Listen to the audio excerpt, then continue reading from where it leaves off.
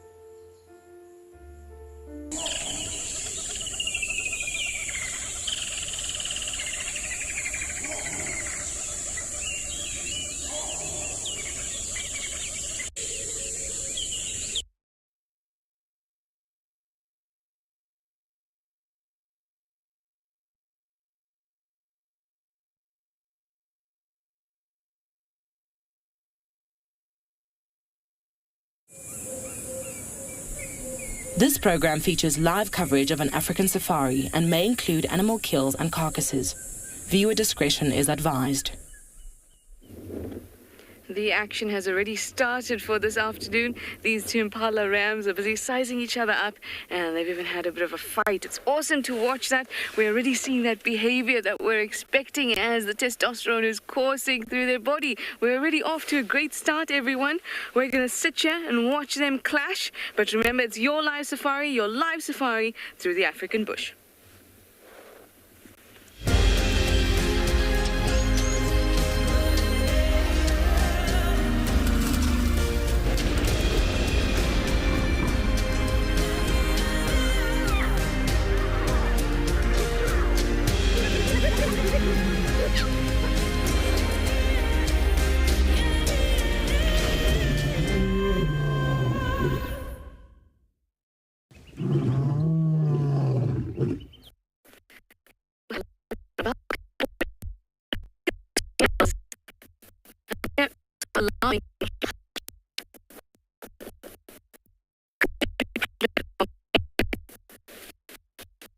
The testosterone.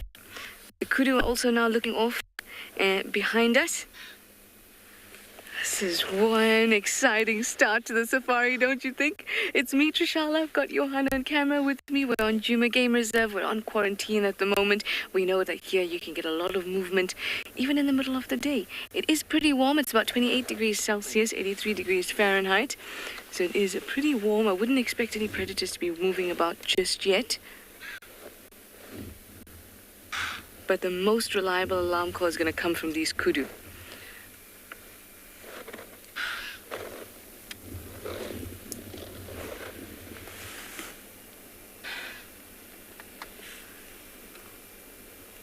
And the kudu are not doing anything, but they're paying attention to the impala.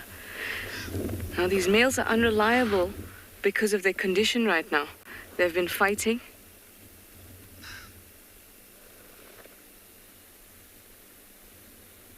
So exciting, so exciting.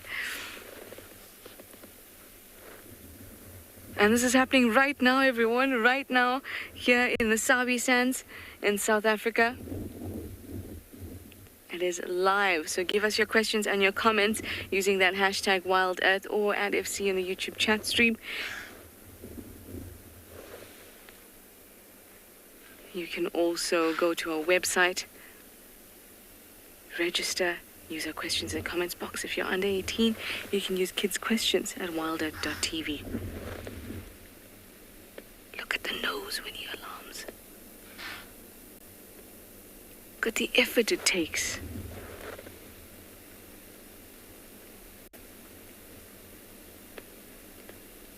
I think we're going to do some investigating here around quarantine and see if a leopard turns up. But for now, I've told you a little bit about the weather here on Djuma. Let me send you over to have a look at the weather at our other locations.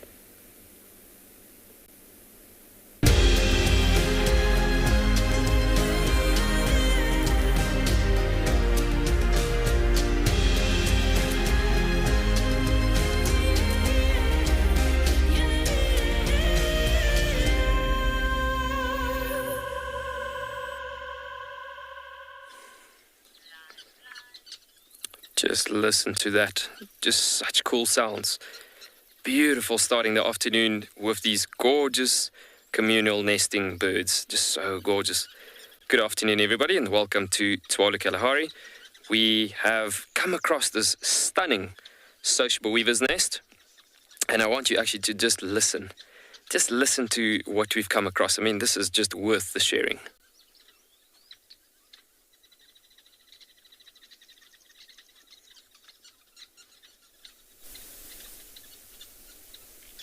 So that is just simply just incredible, seeing this fantastic hard work that's been combining the efforts up together to build a nest the size that these guys have.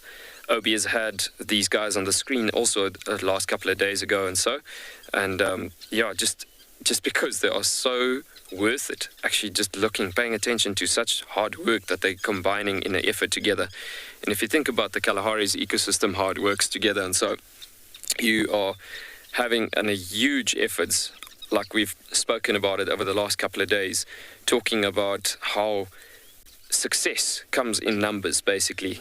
Generally in huge teamwork strategy units, that is how things goes in the Kalahari. This afternoon, I am Yuan, and we will be your team in the Kalahari. Behind the camera this afternoon is BK, and we will be exploring the Kalahari this afternoon, looking for some cheetah, as we tried following up on that lioness with her cubs this morning. She has unfortunately gone into a deeper valley where we're not going to get signal this afternoon, but yeah, we are going to try find those, well, a coalition of cheetah males, as there is a good hint that was given through from this morning that there was some cheetah that was found this morning. So we're going to try follow up there this afternoon.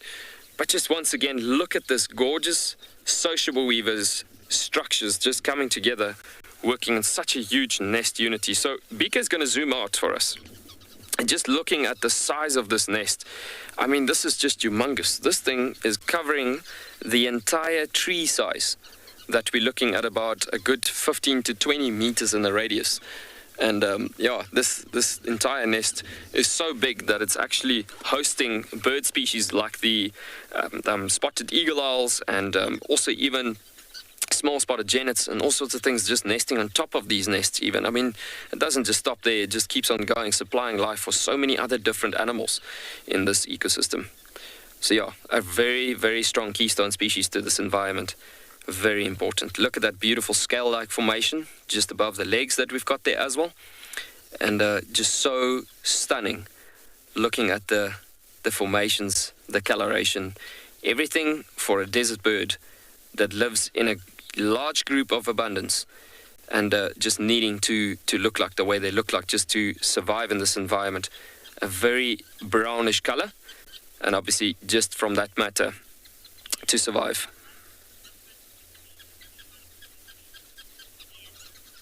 Ian, you asking what is the difference between the different weaver species? There is such a huge difference between the various different species that you get, like from the red-billed buffalo weavers, which we don't really see here, but on occasion through a very strong temporary base, you do get to see the odd traveler coming through sometimes, but they don't invest in this area. Their nests are also quite rough nesting structures, almost the same as the white-browed sparrow weavers, which we do have in this area. But from a nesting point of view, this guy is having most probably one of the largest nests of the weavers that you would find. And so you would have, looking at the rounded woven nests, for instance, of the southernmost weavers, and so each and every species have their own way of nesting in this environment. So the nesting structure was just giving us a nice amount of shade over here. I mean, we're sitting with about a good 30 degrees Celsius, 29 to 30 degrees this afternoon. And just given the fact that we are sitting in such a nice shading nesting spot, the plan was actually waiting for a rather large tower of giraffe. And so we are going to be pulling out shortly from this nice water point. And so while we were actually making use of this gorgeous nest size and the shade of this nest, we were kind of waiting it out for this beautiful tower of giraffe, but we will be pulling out of this section shortly and then trying to show you this stunning, rather large size of giraffe coming through to this area. And there's plenty of other animals also just taking shade and cover from the beneficial, well, from a benefit point of view in the large sizes of these social weavers' nests, dipping the temperature in about a half a structure. That is why I've actually mentioned that the daytime temperature that we're sitting with here at the moment, it literally, the nest being so dense, it gives a proper covering, cutting the daytime temperature into half that we're literally looking at. Perfect.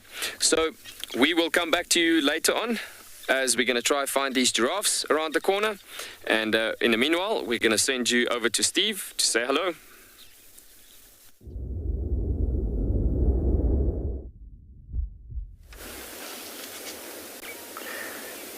Good afternoon, everybody. Welcome to Djuma Private Game Reserve.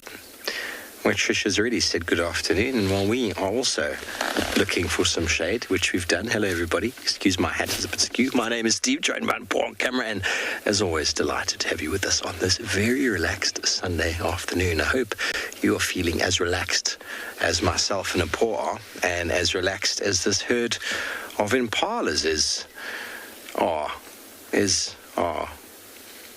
Sometimes I don't even know. But they are seeming very relaxed considering the wind is still blowing. Now, they might not know the information that I know, but we are heading towards the west because this morning there are reports that the wild dogs were heading in this direction. So, can't confirm that they've crossed the boundary yet, but they were definitely heading east from the west. From Arathusa's side, they might not even come onto Djuma. They might come on briefly. They're the kind of animal that when they move, they just move. But these impala clearly have not seen any wild dogs. I don't want to say those words too loud because it might impact them somehow.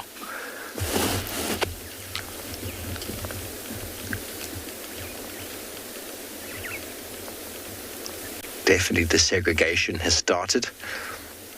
You can see the male on the right-hand side there. He's got his head down. He's busy feeding. But just before you came to us, as you came to us, he was starting to herd them. He's getting very possessive of these ladies. Oh, look at that female. I don't know if you could see her as well, but she had an oxpecker in each ear. So he's at least feeding, so he's keeping his condition up, but the mating is still a little way away. We'll talk about this. We've been hearing the males competing. We've been hearing them making some noises. We haven't really witnessed much of it here on Djuma. I was seeing some of it on Pridelands.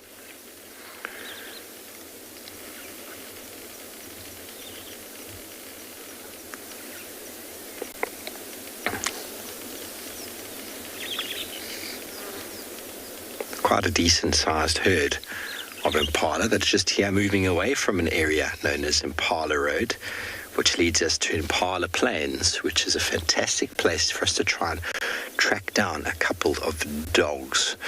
Okay, well, we're going to do that, and while we do that, we're going to send you over to Pete, who would like to say good afternoon.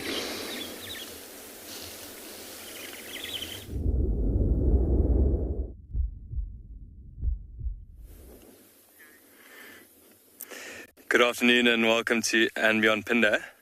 We've got a lovely, cool afternoon here, and we managed to find these two cheetah. Craig actually spotted them from quite a distance, quite an impressive spot. See, we're quite nice and close by. My name's Pete, and behind the camera today we have Craig. And like I said, we've got such a nice afternoon, really hoping that these predators will hopefully get out and about quite soon. I think as it's starting to cool down a bit, we'd expect them to maybe start to think about getting going. It looks like they probably would have spent the whole day here. They do look very, very comfortable. You can see by the way they're lying, not a care in the world at the moment. Just those ears flicking there. Probably some flies around that seem to be annoying them.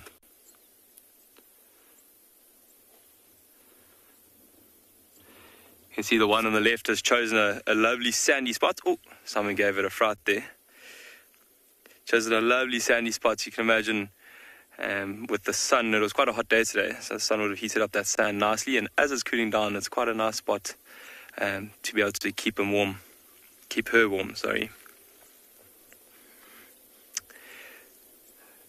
It's always interesting watching cheetah sleep because they'll never have their head down for very long. At least one of them will be looking around and kind of observing their surroundings. They know that they're the smallest of the cats, well, of the big cats, they're the smallest, so they know that they're vulnerable to other predators like leopards or lions. So they're always got to be vigilant and on the lookout.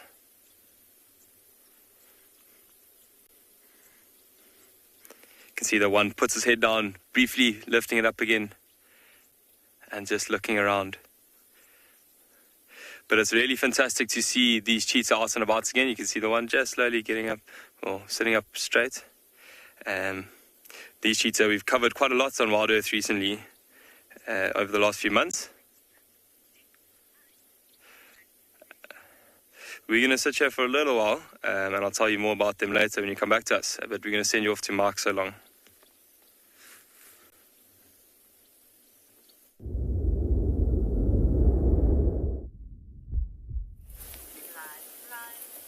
Hi everyone, welcome to Eco-Training's Pridelands Conservancy. I'm Mike, behind the camera is Niels, and we are sitting in front of what is a really spectacular plant, one that's not very common. It is an impala lily. Now, impala lilies are known for their spectacular purple blossoms, and they often grow on these very rocky, dry outcrops. And in fact, we're not so far from our HQ, just in fact to the east of the HQ where we park our car and where all of our stuff is. And I've seen this before in winter when it was flowering brightly, and I just wanted to come here now, and it's, as you can see, very, very dull, although I think there's just the tips, maybe the beginning parts of some flowers that want to show just here where I've got my pinky finger just over there. And if you can see those little tips just starting to show. In fact, there's an even better one where you can actually almost see the flower. It's just over here. Just here by my other pinky. Okay, so this here, you'll find that in the summertime it's full of green leaves, but in the winter all those leaves fall off and it starts to get flowers, and those flowers are beautiful, showy and pink. And it's not only widely sought after for its beautiful ornamental value, it's also used by, well, it was used by people in this area as an arrow poison. So parts of the bark, as you can see down here, it's got a very succulent trunk over here. And if you cut this open, there's a milky latex, which if you mix with other types of toxic plants, can yield a very potent arrow poison, which they'd use to slow down an animal so that they could catch them. And it's also apparently been used as a fish poison in the past. So they may be even able to poison small water holes in order to get the fish out. I mean, I'm not sure if it works the same way as something like an apple leaf, where it just takes the water, the oxygen out the water, but in some way it's used. So it's an incredibly cool plant, and I'd love to show you this in a couple of months in winter when all these flowers are showing, because this whole thing will be a beautiful purple spray.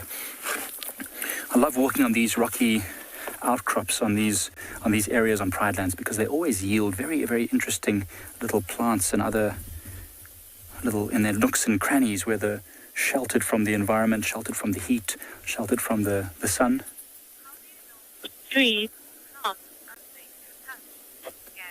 Gabby, that's a good question. So, to be honest, anything that's got lots of fine hairs or fuzz or fur all over the outside, you should be wary of, because those little fine hairs can often have hooked barbs with some sort of toxin inside. This has got a very smooth trunk, so it's quite safe. However, we know it's toxic inside, so if I were to cut this open, you might find some sort of latex coming out. In fact, I poked it with my knife earlier just to see. Nothing came out, but maybe it's because it's coming to the winter, I'm not sure. But certainly plants that have a milky white latex is often also something you should avoid. And generally speaking, bright red fruits, you should avoid those as well. But, you know, in the bush, most of the things we have here will show us quite clearly if you shouldn't go too close to them. They'll either have big thorns or spines or very, very prominent fur on the outside of their leaves or stem. I'm trying to look around right now. I can't see anything that I know is dangerous to touch right in front of us. But if we find some, I'd love to show you. Gabby, I'll try and see if I can find something that's very toxic, and then we'll have a nice close look at it so you can see some of those furry stems. Beautiful though. Let's see what other cool stuff we can find in this open area, in this rocky area rather, I should say.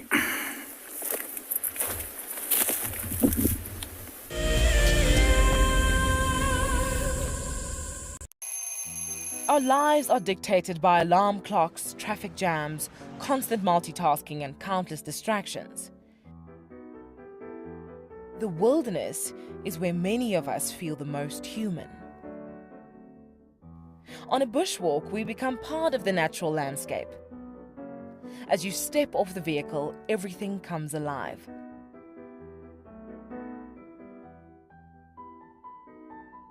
As with any risky experience, walking amongst these animals inspires awe and appreciation.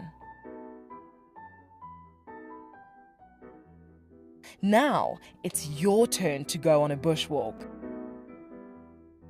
Join us from Pridelands as we slow down our thoughts, put aside our distractions, and reconnect with a place that first taught us how to be human. For many years, Wild Earth has taken viewers from around the world to the Mara Triangle, a place of majestic beauty and abundant wildlife.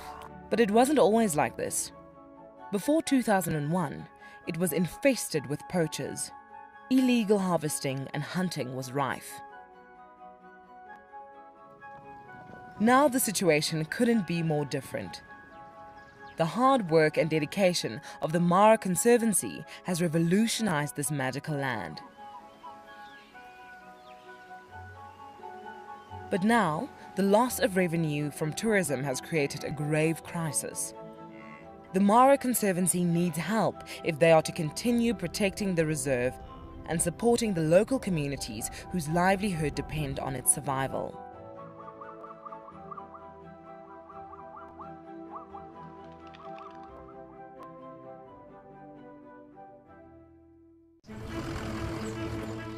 My name is Taylor McCurdy and I work for Eco Training. I love hearing from all of the viewers. However, I particularly enjoy those of you who have been watching for a few years. Your questions are just so advanced and they really get me thinking. If you'd like to ask a question on Wild Earth, you need to register on our website. Once you've done that, head to the Live Safari page and submit your questions below the live.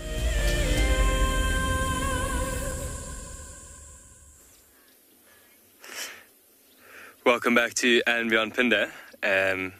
We just had quite an interesting scene carry out here. There was a wildebeest that came running around the bush, and I don't think it knew the cheetah were around, and got a hell of a fright and quickly ran off. Can you see how the cheetah is quite awake after experiencing that? They're still quite small, these cheetahs, so a big male wildebeest wouldn't really be the type of prey that they'd be after, so they didn't actually show too much interest at all. They just looked at it and watched as he ran off. See the one just changing angles there. Often cheetah will swap sides and turn around and watch their back or watch the other way. So quite interesting just to see her turning over like that.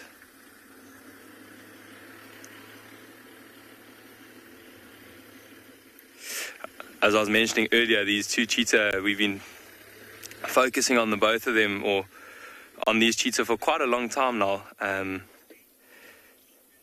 These are the same cheetah that we first started filming about 2 months ago, where there were 5, and now these are the remaining 2 females for now. Yeah, quite a sad story to see how 2 of them have recently passed away, but yeah, their brother actually got injured quite recently, so because they're so endangered, the Habitat team of Phinda decided to intervene and has done a little bit of work on trying to rehabilitate their brother. So hopefully in the next few weeks he'll be re-released with them, and I'm sure it'll help them do a lot better. But it's amazing to see them together again. We haven't seen them for a few days now. And Alison, back to your question. Sorry, I was just talking while you asked it. The type of prey that these cheetah would typically go for would be female impala or female nyala. Grey darker would also be typical prey, or red darker. So any of the smaller prey species, and if they're working in pair, even a young male impala would be also the typical prey that they'd go for. But most recently, we've been seeing them feeding on female impala. But you can see they actually look quite full at the moment. You can see there's a little bit of a bump on that one on the right-hand side.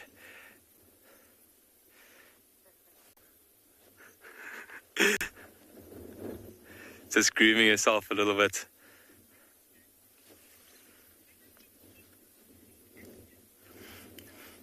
So Lisa, they will mostly be active for the cooler hours of the morning, up until when the sun's really heating up. Then they'll probably go and find a shadier spot or a cooler spot, and then from about this time of the afternoon until the sun sets is when they will be active. You can see them just slowly starting to get up. It's typical signs that we would look out for when they are about to start getting moving. Would be if they started to groom themselves, maybe a yawn, and that typical cat stretch that you see would be the signs that we're looking for. We call these contagious behavior. You can see her just grooming herself a little bit now. Maybe she found a little tick there. You see her chewing. There are a lot of ticks at the moment in summer. You can see the long grass that's all around her. It's full up of ticks, but she looks like she's been looking after herself quite well.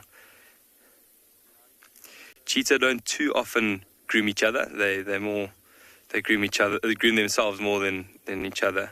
But when they will go and greet each other, then maybe they'll give a little bit of a lick or a groom, but not too much. Not as much as lions do. Lions will often groom each other quite a bit.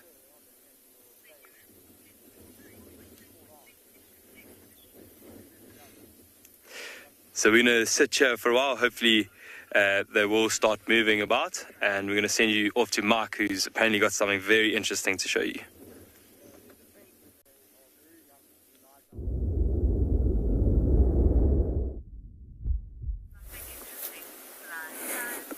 Something interesting. No one knows what this is, I'm sure. So this little funny looking piece of wood or stone or whatever this is neither wood nor stone. This is actually a type of fungus, and it's in fact a dried puffball fungus. When this is, so Gabby was just asking earlier, things that we shouldn't touch or that are dangerous or whatever. It's not necessarily dangerous to us, but we shouldn't breathe in the spores that this produces. Now, when I squeeze this now, you'll see the spores I'm talking about, okay? And I'm just going to make sure I hold my breath. Oh, there's a bit of a strong wind, but I'm not sure if you can see that. Yeah, it works. Hey, it works. It's alive. So these spores are how this type of puffball fungus is able to reproduce, I suppose. It sends these spores out, and then wherever they land, if it's moist enough, those spores will then start to send out, I think it's called like mycorrhizal bacteria, and it like basically makes like a vein arterial system underground. And then once it fruits the next summer, when it's nice and warm and moist again, you'll get these little puffball funguses that grow. Now, when they are growing and when they're young, they often are edible. The flesh is fully white all the way through. It doesn't have gills like a normal mushroom. And generally speaking, a lot of them are edible.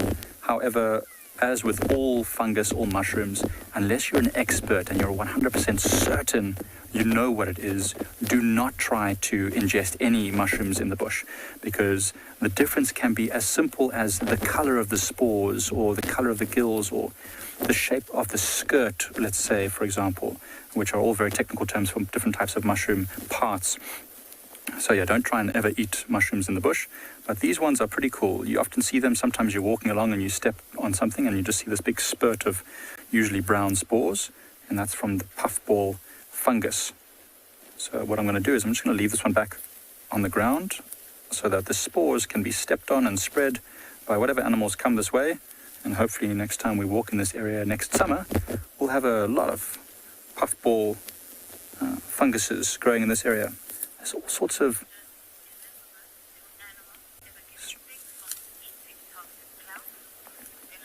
Elizabeth, I'm certain that they do get sick from eating toxic plants. In fact, the Adenia multiflorum, the impala lily that we just looked at now, is well known in certain parts to be very toxic to animals. So if they eat it, they will sometimes even die from the toxicity. And we know tambuti is very toxic. We know it can give animals runny stomachs and all sorts of other things. We know there are all sorts of small flowers that are toxic to livestock that don't know the area very well. Generally speaking, Elizabeth, wild animals over the course of their history have learnt. There's lots of little lizards running around catching stuff behind me. It keeps distracting me. They learn what's toxic and what's not, whereas livestock generally doesn't know that, and so you find lots of livestock getting very sick.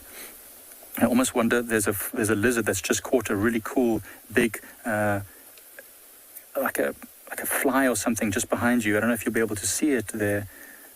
Niels, it's just climbing. Oh no, it's going to disappear. And it's just on the rock there. So just behind, there it walks up, It's caught a big, I don't know what it is, a lizard or maybe a spider or something. It's caught something in it. And it's busy eating it. I was getting very distracted because it was, oh, it's almost escaped. What is it? Oh, I think it just swallowed it in one go. It was, no, I think it escaped. There it is, it's caught it again. I have no idea what it's got. Let me actually drop this puffball fungus and use my binoculars so I can see exactly what's going on there. Oh, it has caught a small grasshopper. That is awesome. Fat green grasshopper. So the grasshopper was still alive. So you see what that lizard is doing right now. It's just crunching up that grasshopper so that it can, well, so it doesn't escape anymore because it keeps running away. That is actually a grasshopper nymph. It's a young version. Doesn't have wings. Oh, it just jumped. It's almost trying to escape every single time. It doesn't have wings yet. It's a youngster. So these are often just called hoppers. They often can turn into locusts as they grow older. That's so interesting that the lizard keeps leaving it. So this is actually a rainbow skink. This lizard here. A skink because it's got shiny scales and a very round tubular body. Niels, you look very uncomfortable there. You're standing basically right on a rock. All right, I'm just helping Niels to reposition himself so he's a bit more comfortable because he was basically the Leaning Tower of Pisa. Look at that, lizard is taking that whole thing down. Delicious. And for a skink, that is a hearty meal. Delicious. So from this tiny animal, let's send you over to Tswalu with some more.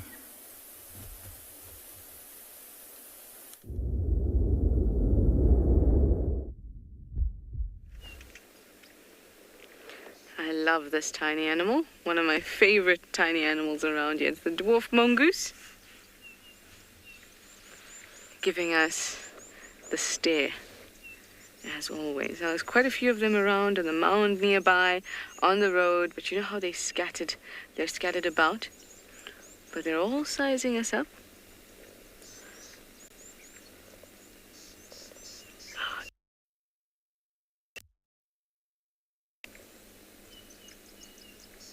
Look at the collection we have. We have the dwarf mongoose, we have the hornbills, and there's some starlings in the background too.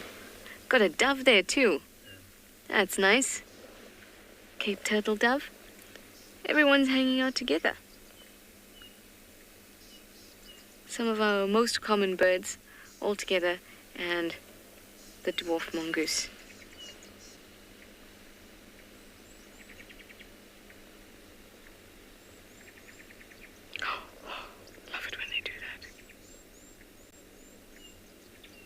They're so curious about us.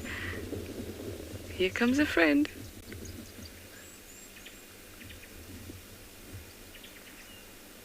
And that's just from sight. We have to park rather, so far back in order to view them because they're so sensitive to us. And just by their sight, and just using their sight, they keep tabs on us. They're almost like a giraffe, but just very, very, very, very, very much tinier, in that they stare at something about. LaShawn, you'd like to know how big would they get? They're about, what we say, a tub of cream cheese, about 250 to 300 grams. These guys, that's as big as they'd get, so not very big at all. Maybe the length of a ruler, 30 to 40 centimeters, I'd say. Long with the tail at their largest. This is the mound that they all came cascading down and to the road. The cloud is building so heavily above us at the moment that I think this might be the prime time for them to be out, because soon or rather sooner than normal, it's going to become overcast and quite dull and cool, at which time they will retreat.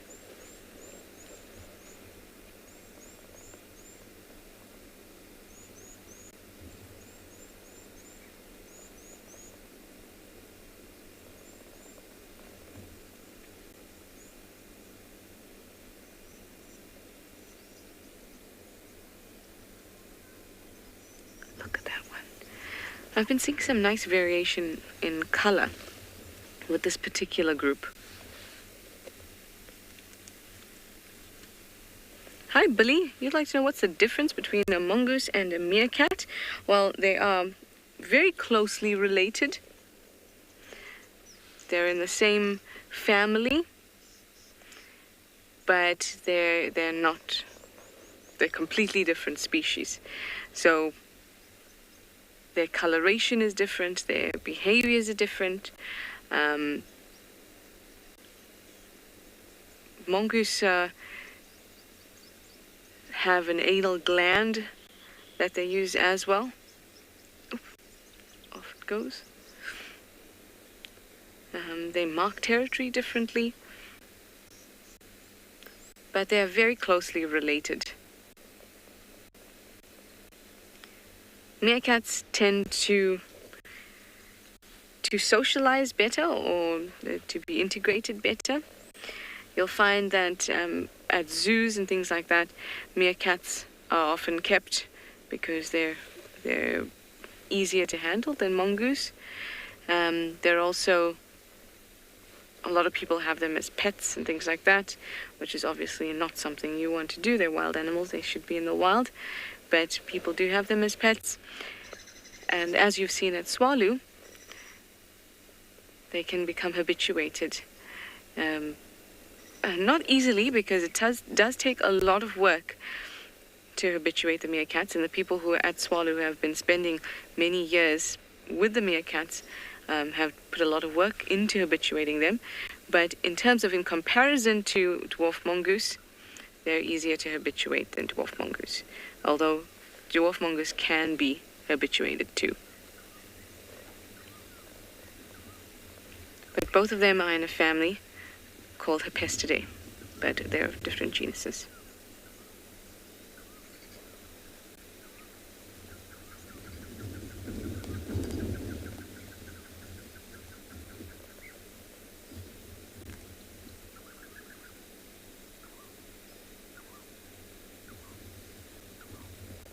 I love watching them run around.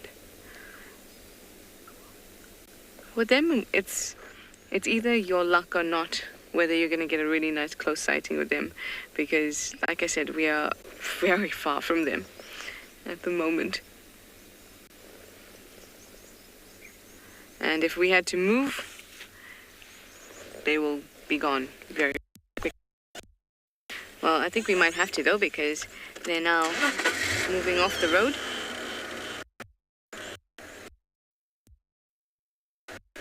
Always spending time with them, though. So let me send you to something a lot larger than this meerkat, though, but still a carnivore.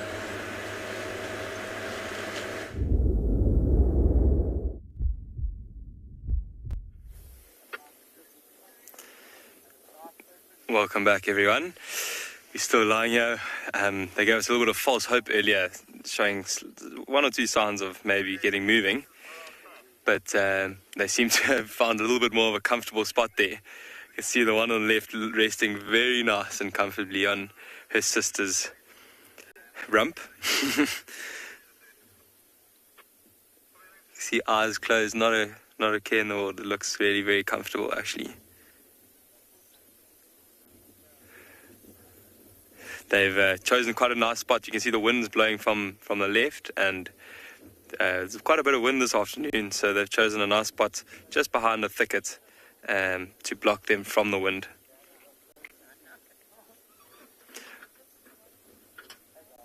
Also nice and open here, so they can see from a distance.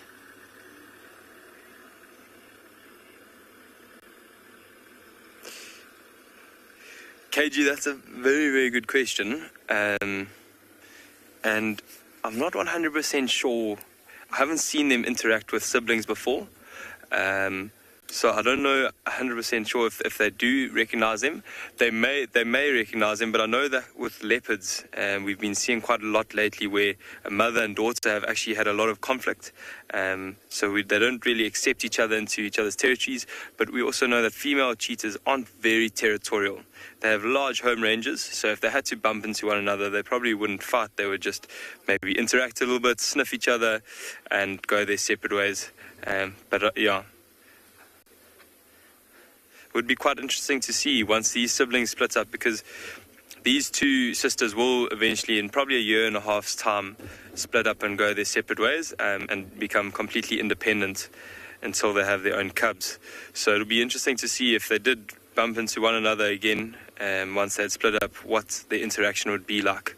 I'm sure they would probably remember each other, but they probably won't spend a lot of time together if they did bump into one another again.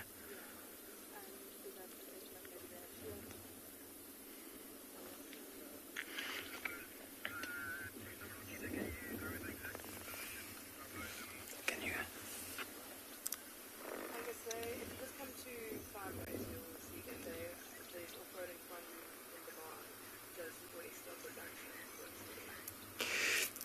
Milan, so what the most I've heard of is 7 cubs. We've recently just had a female cheetah have 6 cubs in the north of Phinda, which is very, very exciting. It's a lot more than what leopards and lions have, and that's just because the success rate of cheetah cubs is not very good, not very high. So the more cubs they have, the more chance that they have of surviving.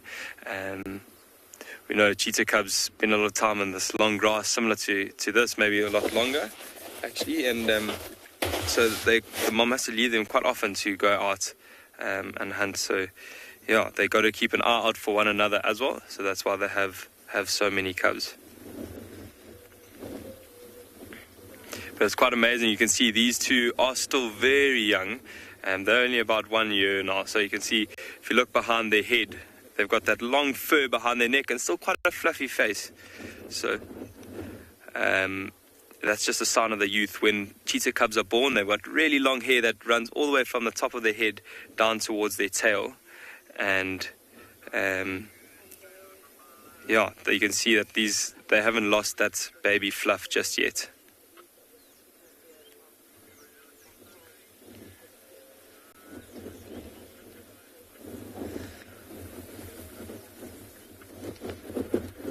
The wind is picking up quite a lot, and it's seeming to make them a little bit more aware. They seem to be looking around a lot more now. You can imagine with this wind, something that might be against them, another predator or something, might use it to their advantage if they pick up on the scent of these cheetah. So they've got to be a little bit more vigilant now, but also they could use it to their advantage if they were hunting. So if they smelt anything that was upwind of them, it would be massively to their advantage. We know this area, there are a lot of impala around, and that would be, like we were saying earlier, their typical prey that they would go for.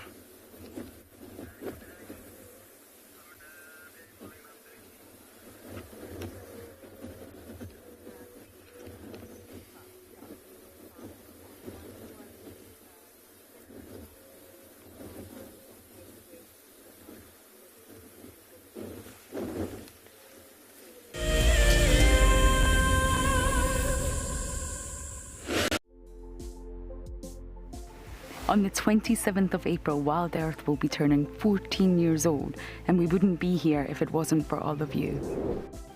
And to celebrate, we will be finishing the beautiful book that we started last year that looks at the history so far. But we do need you to be part of it. Please submit your most memorable sighting, or what Wild Earth means to you, or even just your name and a comment to be included inside the book.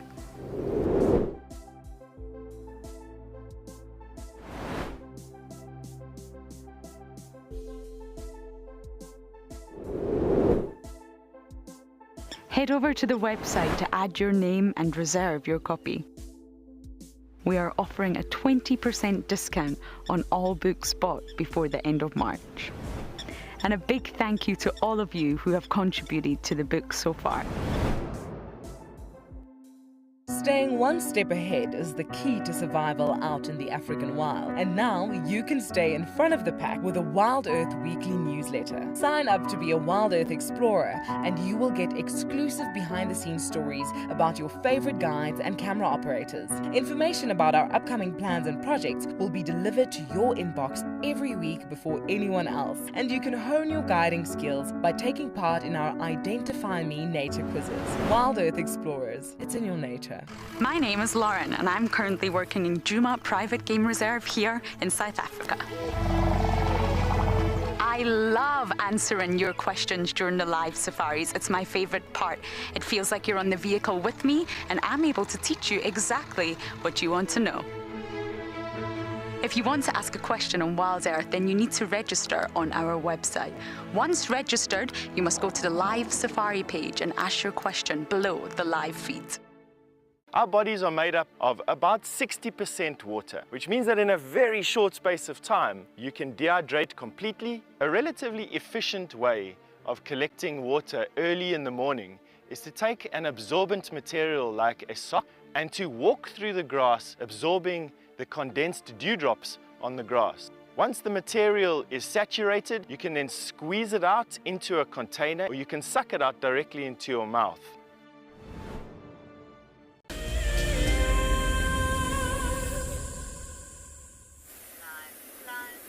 What we're looking at now is something we talked about earlier. I just want to see if it might not be dormant. Oh, of course, this is one that is fast asleep. What is there is an antlion larvae's conical pit. Now, there's a whole bunch of them here, so I'll try another one now and see if that one will be alive, or not alive, but awake, because what should happen is if you tickle it very gently, should be able to see them flicking sand up to try and capture whatever prey they think is there. This one is currently snoozing, let's call it, so we'll go to one that's a little bit more to what is right on your screen. So we'll just come along this way to this one, and if you can see that, Neil, you got that one? Okay. Let's see. Come on now. There you go, here it comes.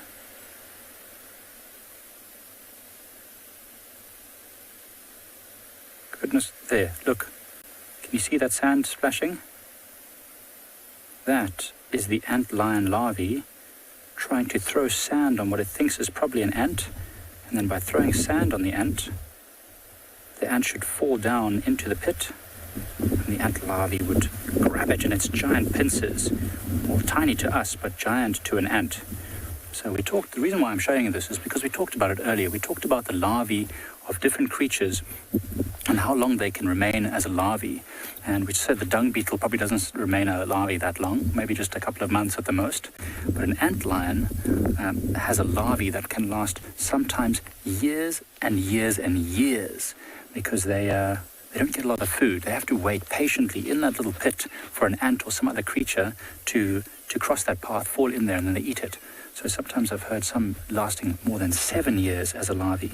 Of course, when that pupates, it turns into an antlion, which is in the same family as the lacewings, which are really awesome nocturnal insects that look a lot like dragonflies, except where dragonflies hold their wings out from their bodies, the lacewings and the antlions hold their wings close to their bodies.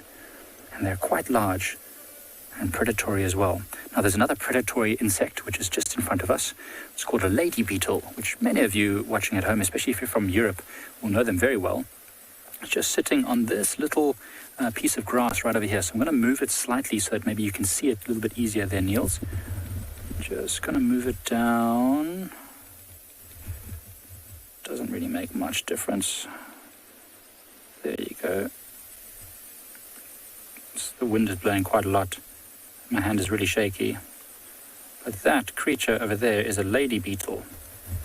And it is called a lady beetle because of the pretty colors that it has. Oh, sorry, I'm slipping. Okay. And it is a voracious predator. In fact, it's one of the farmer's best friends, because this beautiful little beetle over here is hunting for aphids, for the most part, and aphids are small little predators of plants. Aphids will suck out the sap of your vegetables and herbs and other plants, and also your flowers that are in your garden. And these little lady beetles actually hunt them and catch them and eat them en masse, which is pretty fantastic. So it's amazing when you get down to ground level, the different things you can see. Alison, there's such a variety of hunting strategies that these insects employ. I mean, that's why arthropods and insects and arachnids in totality are some of the most widely spread and most successful of all the different types of animals on this planet, because they have so many different shapes, so many different foods that they eat, habitats they can survive in, life structures and lifestyles.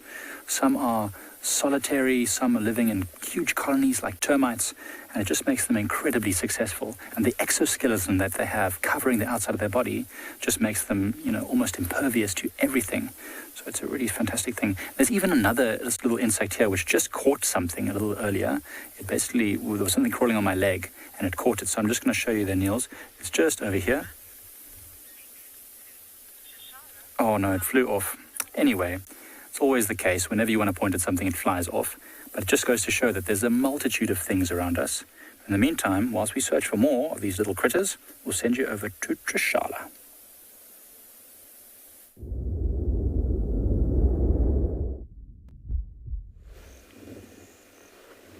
We're watching the second part of Twin Dams. So Twin Dams is called Twin Dams because there's the normal dam that we always look at, and the smaller one hardly ever fills up except in the rainy season, and that's what's called Twin Dams. That's the second dam.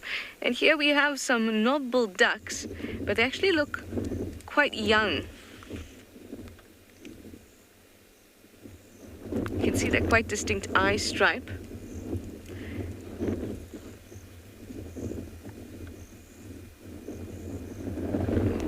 This weather's really turning. So we've got that distinct eye stripe, but on top of that, there's some ducklings that are wandering about too. They look like knob-billed ducklings. And here we have some really beautiful blue water lilies. They'll be closing up very soon. And they're stunning. They're such a valuable flower species out here. Humans eat the fruit. That fruit can even be dried and milled into a flower. Even the that bulbous rhizome that it attaches with, that can be roasted. You can eat that.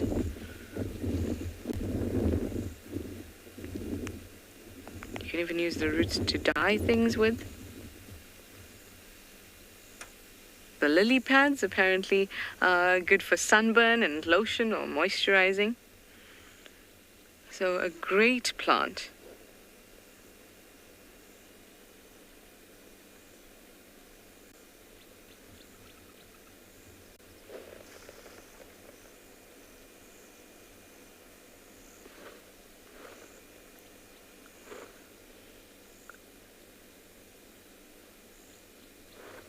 There we have what looks like a female knob-billed duck. You can see no knob.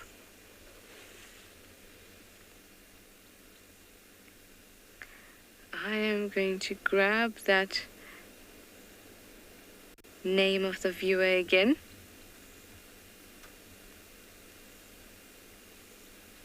I had a question. Betty, you would like to know if any animals eat the water lily. Apparently pygmy geese do, or at least the seeds of the water lily. And then obviously there's many insects like bees, etc., that like the nectar of the water lily. And they actually release quite a sticky nectar or sticky substance like nectar to attract many insects.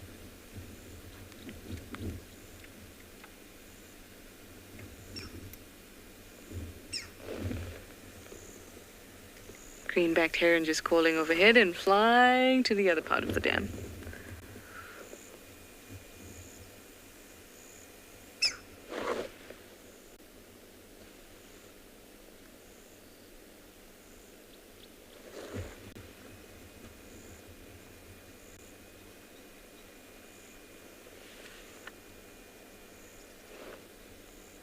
I really, really enjoy this side of the dam because it's much shallower, so it's almost more cozy. And there's lots of little things that happen on this end.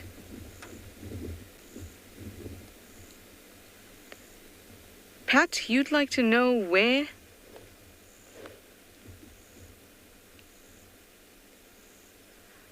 Pat.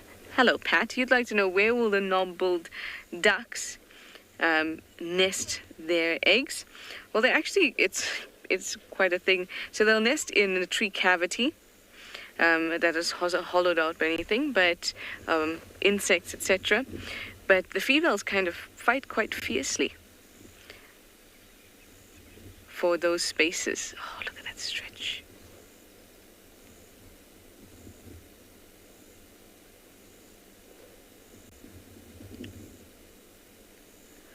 They'll even use old hammercop nests.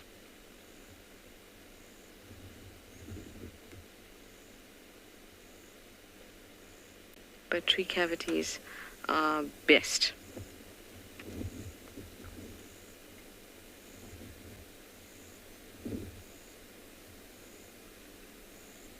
And they just kind of line it with a bit of down. They don't make a nest inside of it, so it's not like they're collecting twigs and then building a nest in a tree cavity. In that tree cavity, they look for soft material, and then they put it in there, and then they lay their eggs in there too. There's these little ones. Hello, littles.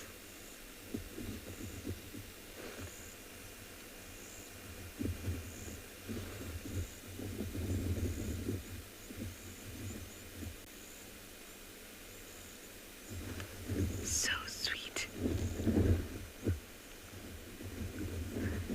So in that group of knob-billed ducks that, or the older ones, I saw what looked like a few juveniles, or rather immature as opposed to juvenile, and some females.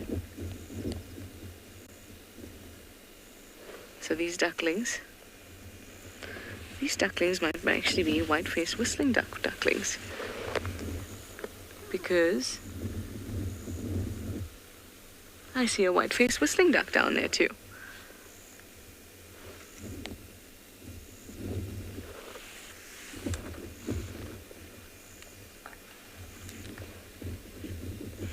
Kimberly, you'd like to know what other duck species can be found in Djuma? Kimberly, you're looking at them all right now.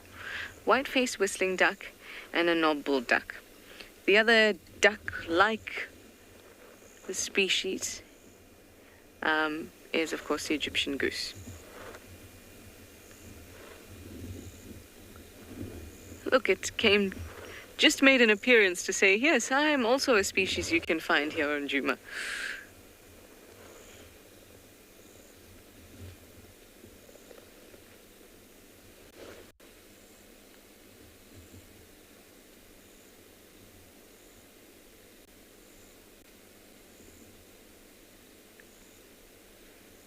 So the male will only have the distinct knob when he's intending on breeding. When it's not intending on breeding, when it's not breeding time, he'll just have a tiny little bump on his bill.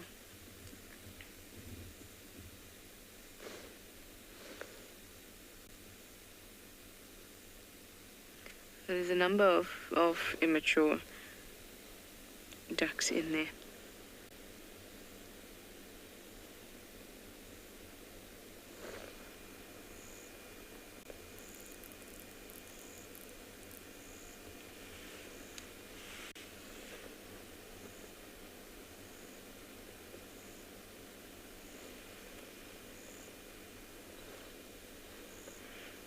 Hi, lily pan. While we're here looking at lily pads. How cool is that? It is cool, people. It is. You'd like to know if they'll spend time in the water in winter, if I heard correctly. If they can, they definitely will. Remember, they're birds that live near the water and rely on the water as their food source. So for them, a time when there's actually water around is great. Especially in winter when it's usually the time when it's very dry and they've got to seek out water in other areas. So they'd love to spend time in and around water if they can in the winter, and this winter they definitely will be able to. And we're just going to just remind everyone about the point that in our winter, it's not really a temperature thing. Of course, it does get colder, but that's not what will affect the behaviors of animals most. It's mostly that in winter, it is our dry season. So there will be less rainfall and less water around, and that is what will affect the behavior of animals. So these ducks won't feel that, oh, it's too cold to get into the water. They'll just be thankful that there is still water around, because a couple of years ago there was still a drought.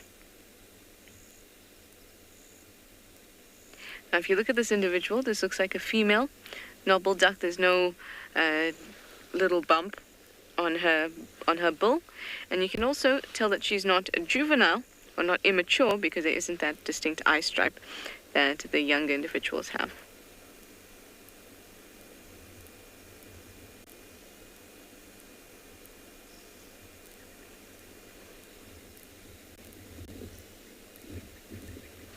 I love when they stand up there and just kind of survey what's going on.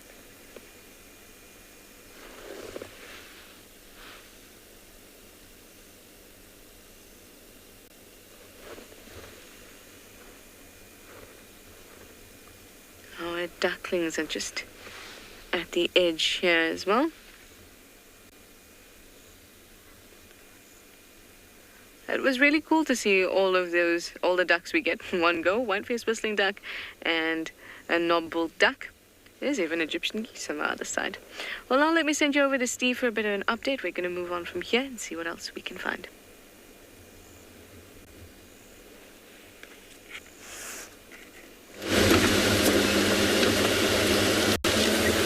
Welcome back to the western parts of Djuma, everybody, where we're taking it very slowly this afternoon, driving quite slowly to obviously keep our eyes peeled, but also trying to cover some ground in the west here, just covering the ground with regards to vehicle tracks, so that we know, well, I know anyway, where I've been, because Milwaukee's going to pop up at some point due to the fact that we had rain last night. So leopards will definitely be moving around this evening, maybe even earlier this evening, because it's a little bit cooler now. Some wonderful cloud formations in the west there that I'm telling everybody are going to provide an incredible sunset. Well, we're hoping anyway. So that is the plan for later, but for now we're still just trying to see whether the dogs have come in, and so far we haven't found any sign.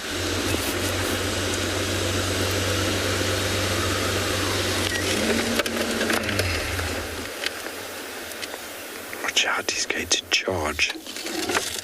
Male impala in the road. He's a beautiful specimen.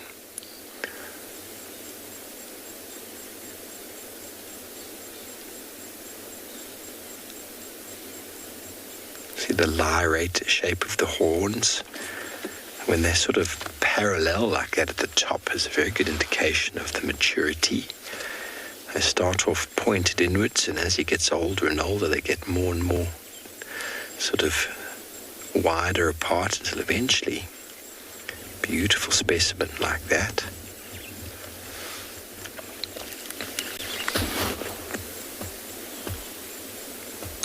Should we ask him, Mpo, have you seen any wild dogs?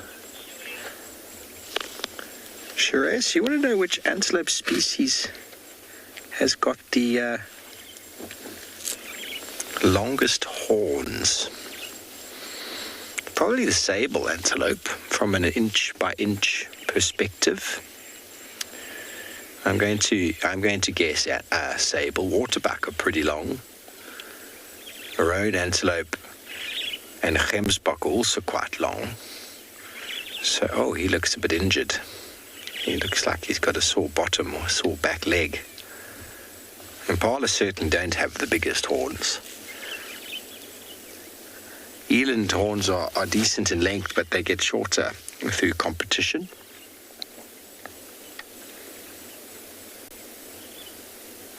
I'm going to go with sable. But maybe someone out there knows better than I do. It's not impossible.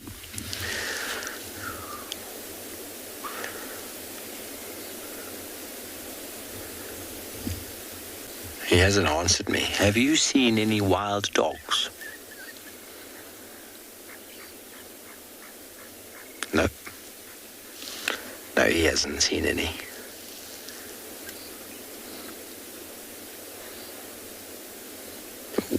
Nice mouthful there.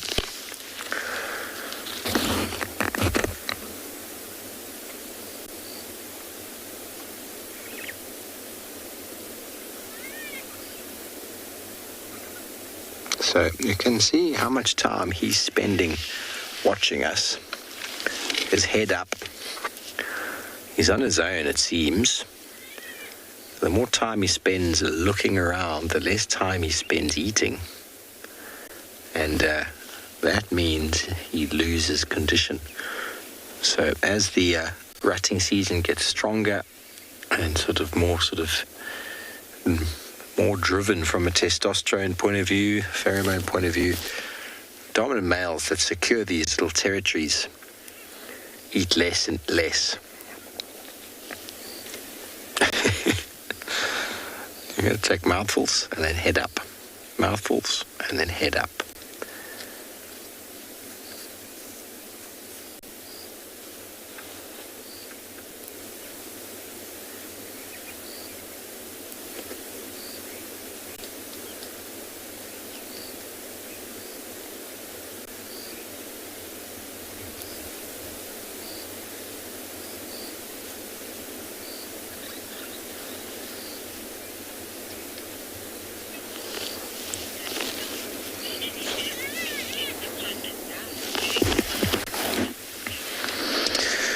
Yes, Jackson, many do. Many actually can physically hurt each other. The purpose of those horns, and if you look at the lower section of the horn, they're quite ridged. They're actually designed to lock and not slip. But every now and again, they do slip. I've seen impalas with eyes missing.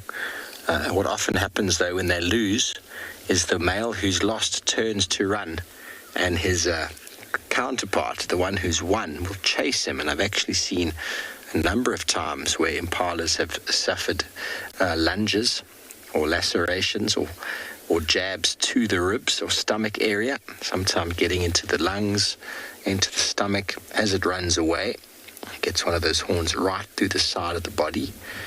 And it might not lead to immediate death, but it often does lead to death. So there's huge amounts of physicality in that. And the strongest win. In the week, if they do run away, if they don't get injured, if they don't survive, if they aren't able to compete, they don't mate. For the most part, anyway. So we do see a number of male impalas getting badly injured, but I think more actually succumb to decreased condition and succumb to predation due to their lack of vigilance with regards to predation, because they get so overwhelmed by rival males and by females that they almost forget that there's anything else to do.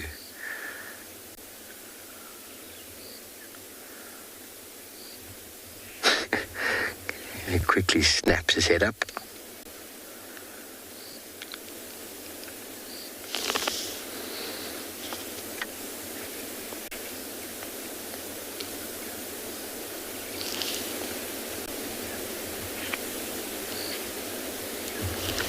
So just watch over the coming weeks how the neck of these males is going to get thicker and thicker, to the point where by the face just looks so small against the neck. It just gets really, really dense as they thrash their horns against branches and trees and fight against each other. They really do build up a lot of condition.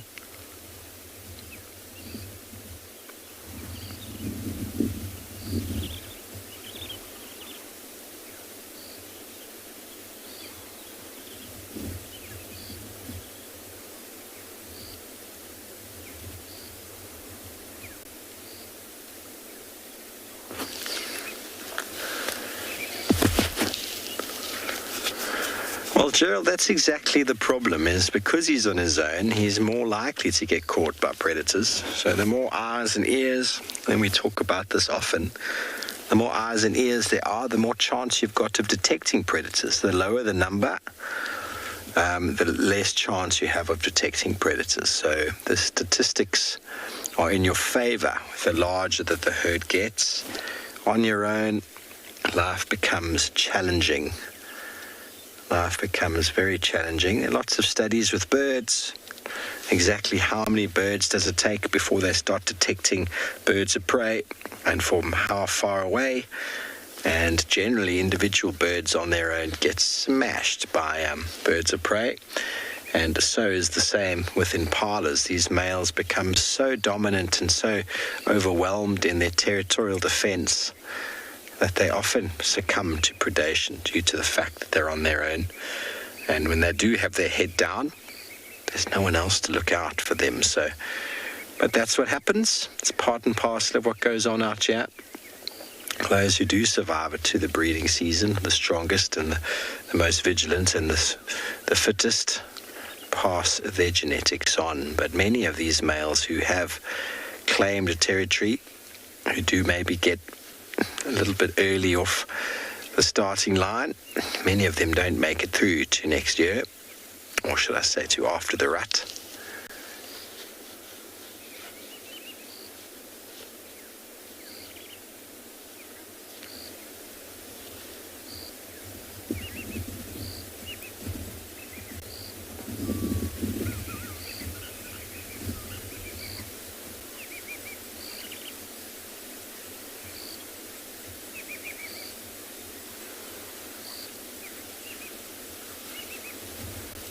Ideally, he should be able to have his head down and just munch away and fill that belly and then go sit in the open where he can ruminate. But what we're noticing is, have a look, 1, 2, 3, 4, 5, 6, 7, 8, 9, 10. I suppose that was a long feeding bout, but he's busy stuffing his face now, trying to get the food in, but that's 10, 12 seconds that he's not aware of what's going on.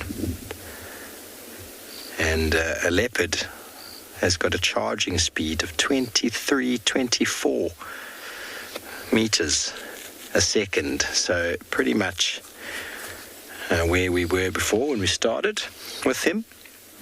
They could cover that ground in a second at charging speed. And predators will always select the easiest prey and the less vigilant.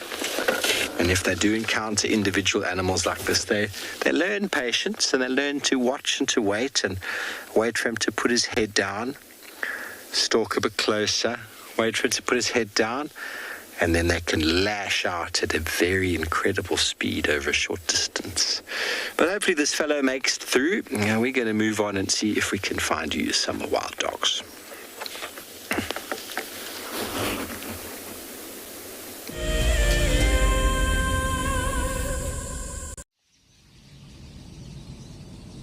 We stopped as the dusk was settling, and there was a zebra mare underneath the bush. She was lying down. We didn't really know what was happening, and then we saw it. Everybody, there's a zebra giving birth there. is a zebra giving birth. This is a zebra giving birth. Look at that. Look at that. Oh, you clever mare. Well done. It's born, everyone. It's born and it's alive and it looks fine. This was, of course, an unusual sighting. Normally, herbivores like impala and wildebeest and zebra will give birth during the middle of the day. This is when their predators like lions and hyenas are fast asleep. But as this little foal took its first steps, the dying embers of the day had just gone over the western horizon, and it was just the time that the hyenas and lions were starting to get active and go out foraging. This is why we didn't light up the sighting, of course. It may have compromised the zebra's eyes and at the same time attracted those hyenas and lions to the activity.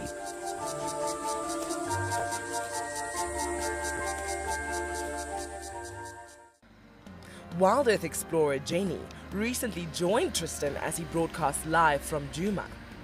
Awesome to kind of have a guest on board. I'm looking forward to this. This is Jenny. Hi everyone. And Jenny is the first of our Ticket to Dream holders. If you want to go on safari with a Wild Earth guide whilst honing your bush knowledge and of course featuring in one of our shows, then head over to our website. Literally being with Tristan on the vehicle today has been incredible. It has truly been a dream come true. Sign up to be a Wild Earth explorer and you could be making your first ever on-screen appearance. I would highly recommend being a part of the Explorer program and being able to be a part of an interactive live drive.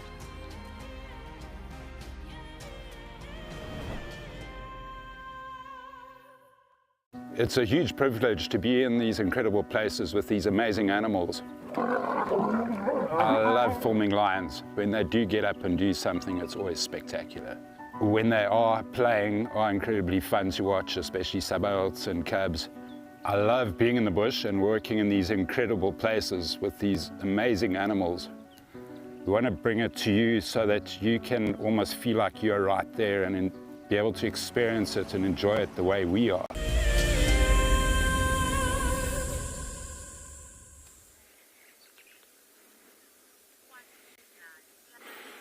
Welcome back everybody, and we have just found the spot where our two boy cheetahs that we were tracking this afternoon have been laying down for the day, and it looks like they have just gone up this mountain's edge. But just to show you this section that we're looking at here, you can see there's quite a lot of flat surfaces coming out here, also pushed out towards the flat sand over there and down towards the side. So I can see two bodies being that would have been lying down on this particular spot.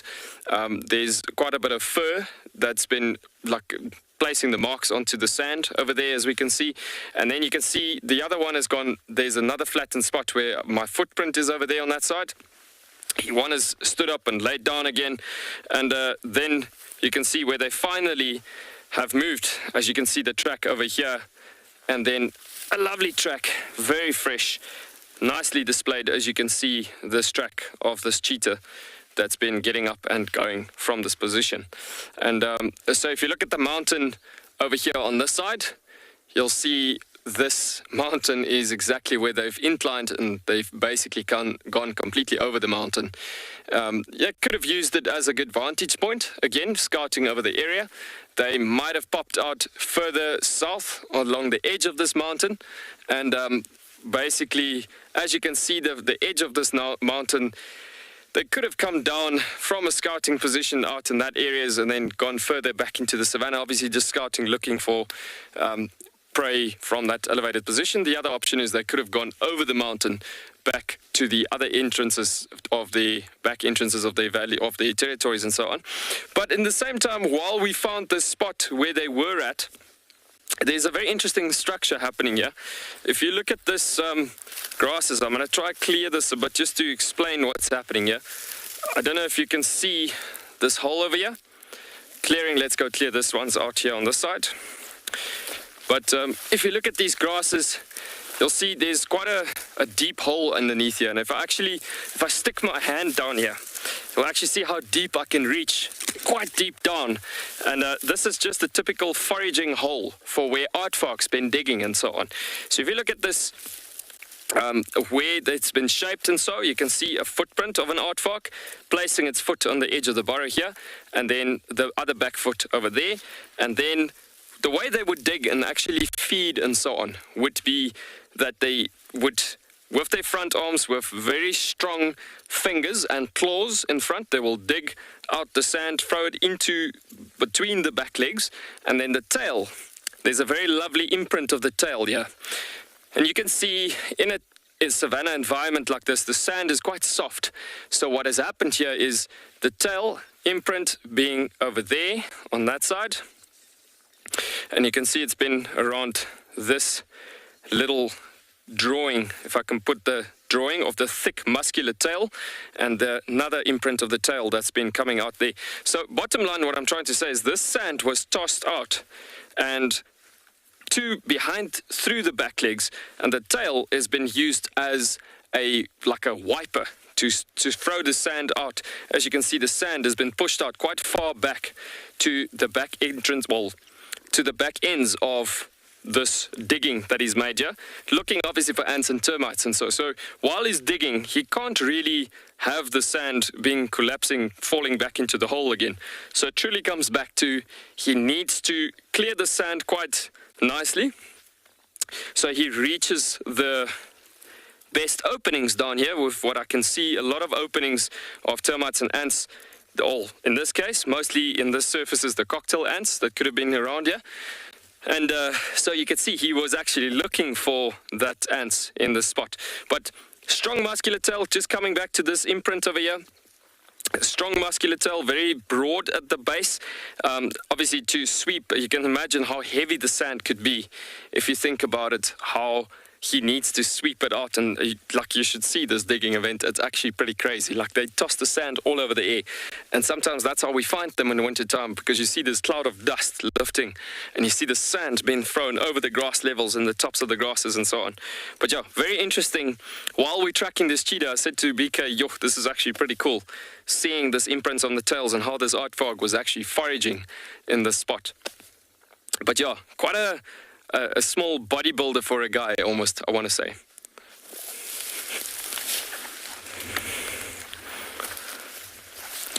So, with any snakes? Okay, so snakes, yes, there's a lot of animals that would hide in burrows like this, because this is just a foraging burrow system that you could see here. It's not a burrow system though, it's just a digging. My apologies, but yeah, snakes could easily go in there on a very, very hot day and then obviously just cool down in that spot and then hibernate. Pretty much just keeping the body temperature nice and cool, and from there it will go out and then obviously go look for its own food resources and food supply in that way. But yeah, I can see also a huge amount of other tracks here. Now, there's a bat-eared fox. Abika, I don't know if you would be able to catch that on the camera, but there's these little holes here, little imprints. Yeah, it's a bit of a difficult one, but I can see very nice imprints of bat-eared fox that was around here as well. So the first guy comes along, being the aardvark, and he would then open up the little entrances of these little chambers and shall I say channels of what's underground happening around here, and then the bat-eared fox would come and he will come and pick up the remainders of what has happened down here and so on. But I can actually see a huge amount of tracks that is actually present here that came along, tagging along with this aardvark. Now there's a bird in the area, and I'm actually going to show you in the book. I'm coming back to your side just to show you what has happened along with that hole that we're looking at. Let me just quickly find this bird. But yeah, that bird, we joke with it actually. We say it's an aardvark bird. And so the aardvark bird is actually a southern ant-eating chat. And we have loads of those guys actually in the Kalahari, especially they're looking very black in color, white tips of the wings, but they're a dead giveaway. Sometimes finding aardvark in winter time, especially in daylight, obviously. But yeah, let me just find this bird here quickly for you. But just while I'm trying to find this bird, just listen to all the sounds again of the bush and so on. It's pretty incredible looking at how it all comes together.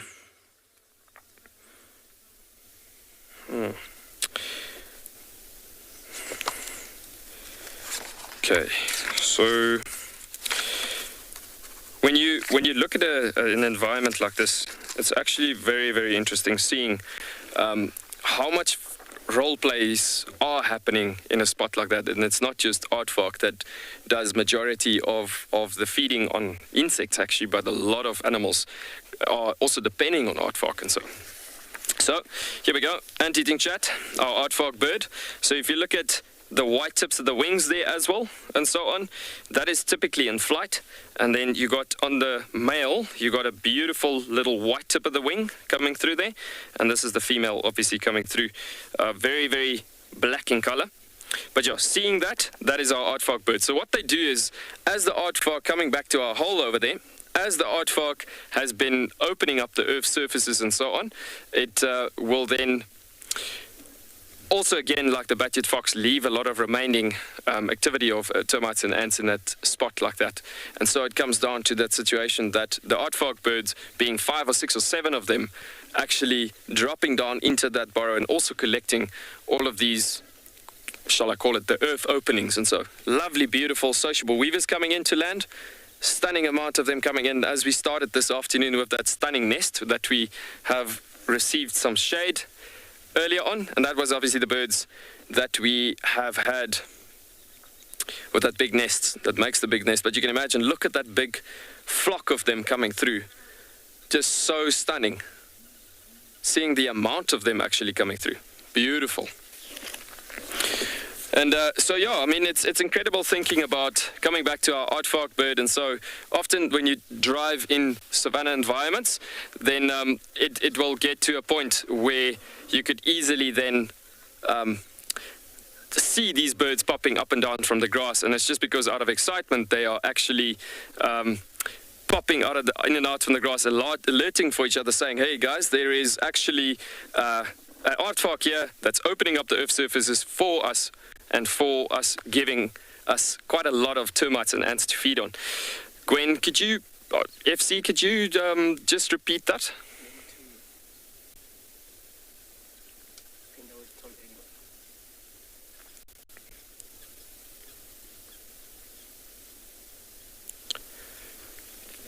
All right, yeah, so our plans for the afternoon is we're going to just continue going a bit further south and see if we can get these cheetahs coming along the edge of the mountain. And in the meanwhile, we are going to send you back over to Pinda.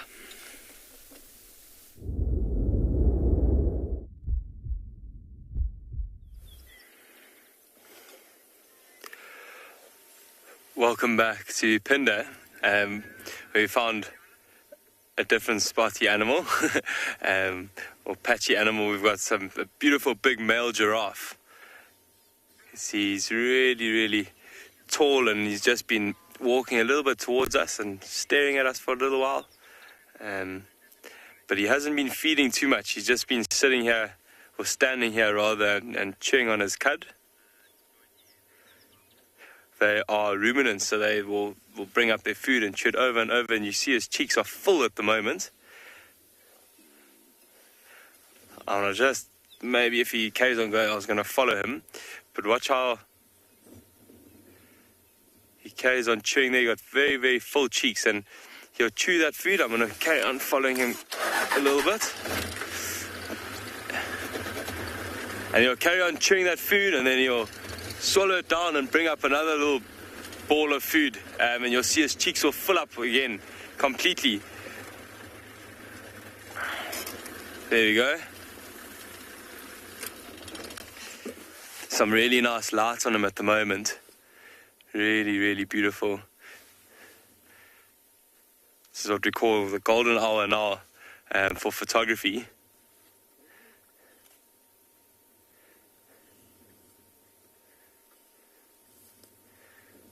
As he just heads off into the thicket there, look at those bare horns at the top there. It's quite interesting to see. It looks like he's used those quite a bit in his life. Not too sure if you've seen giraffe fighting before, but they hit each other quite hard with the top of their heads and also with those horns. They can do quite some damage. But let's take a closer look now. He seems to just be in this gap here.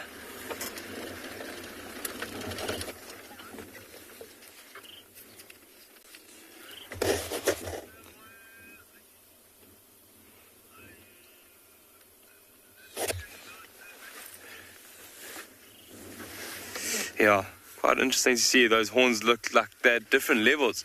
Looks like the one's been worn down a little bit.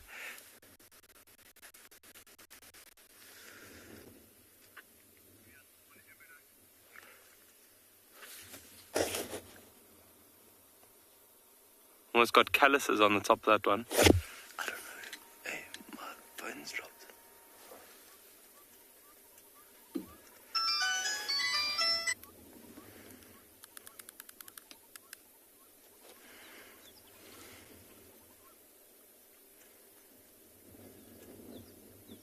Looks like he struggled to find a little route through there.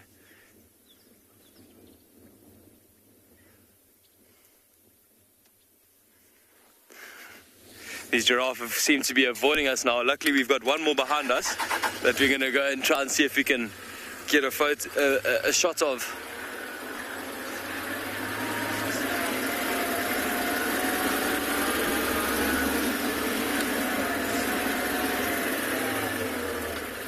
Tell me when, Craig.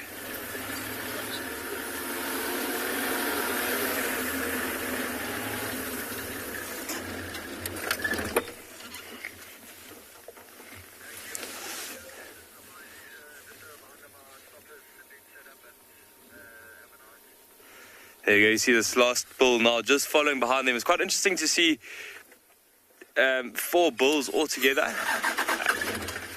I'm going to move forward once again. Sorry, these giraffes are playing hard to get you, making our lives a little bit more difficult to keep up with them. You can see this bull quite a bit younger, a little bit smaller. His horns are still a little bit more thin.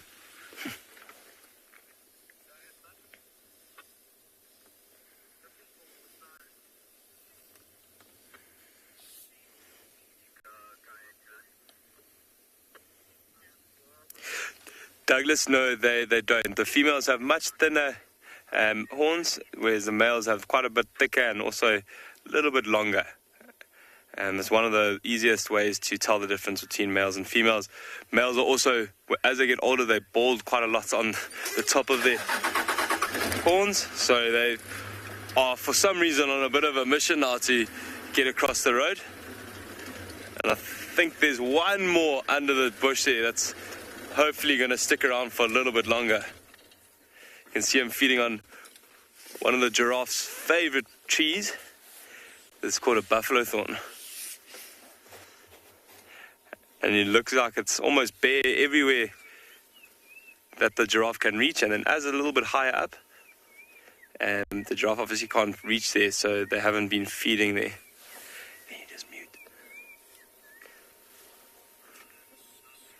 Can you hear that black-crowned shagra calling in the background as well? Beautiful little bird.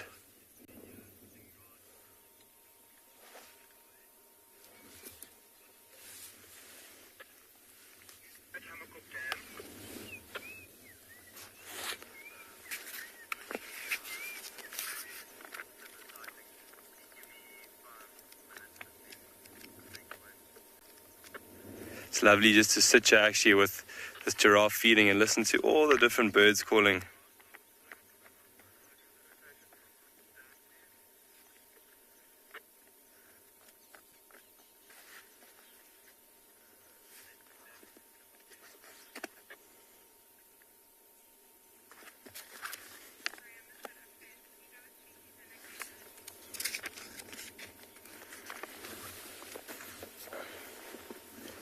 Dumisami, good question. So there are a few trees that giraffe will avoid feeding on, and they're mostly trees that have high tannin content. So tannin's not so good for their stomachs.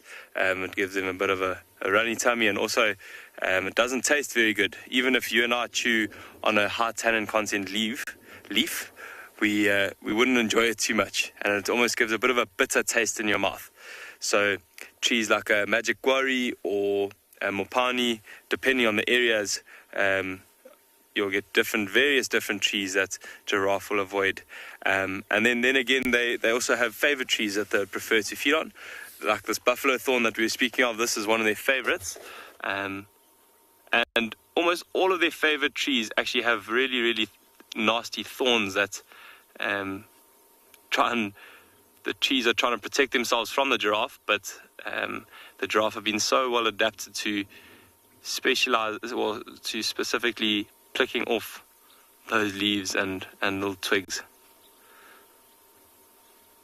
You can see this trees almost form like an hourglass shape, with the bottom being quite thick and then the middle being empty again and then thick on top. So it's just all the areas where the giraffe can feed have been completely bared out.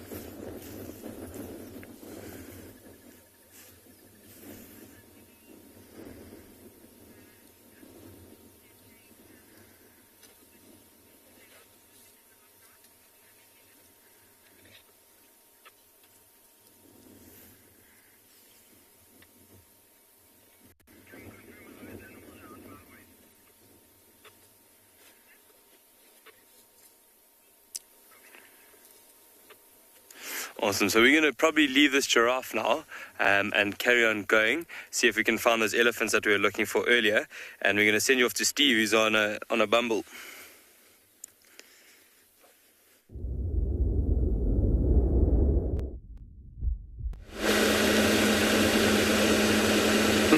Thank you, Pete.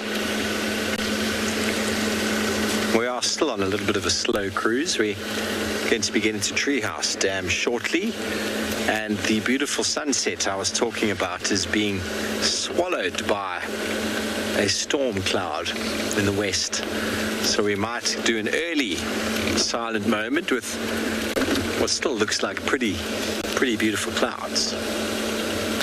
But I don't think it's going to be the same dramatic effect I thought it would be. It's okay. It is what it is. Lots of elephants around at the moment. Tracks all over the place. Just when you thought the elephants have left, they're all back again. Ooh.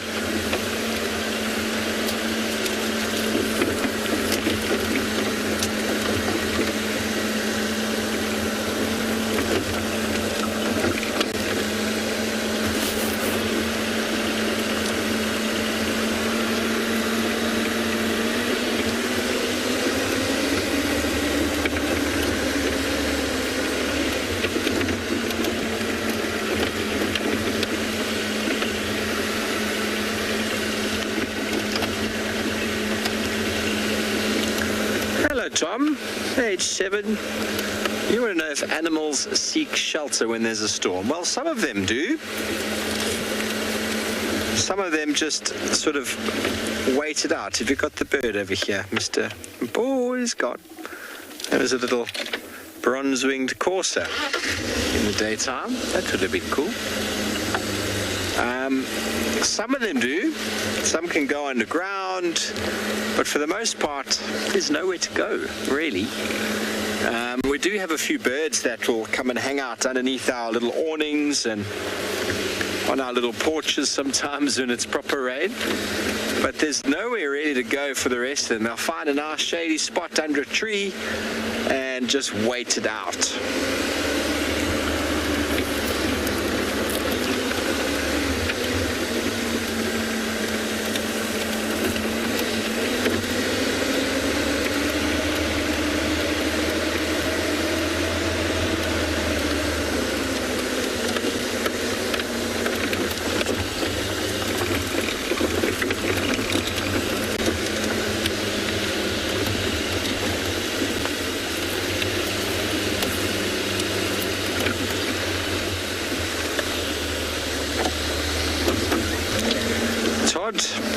You want to know if it'll be harder for predators to hunt in winter?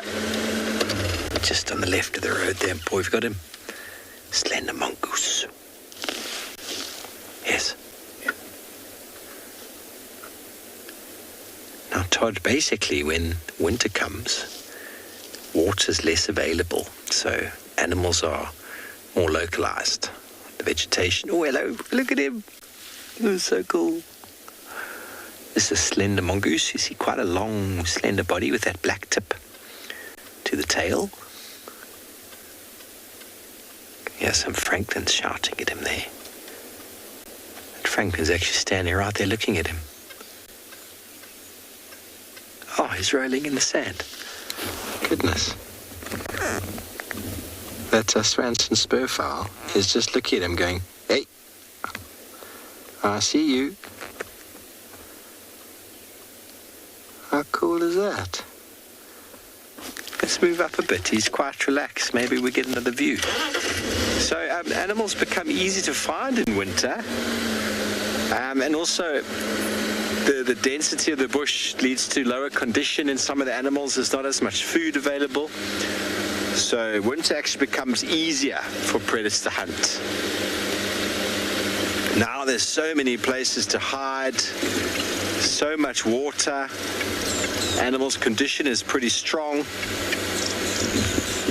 So winter's actually a good time for predators to hunt. It's a good time for tracking as well.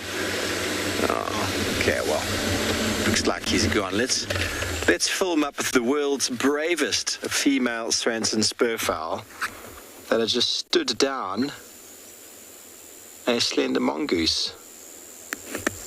You brave girl, you. How fantastic was that? Mongoose are incredible little hunters. They actually are quite capable of taking on birds like this. Take on snakes, birds, scorpions, all sorts of organisms.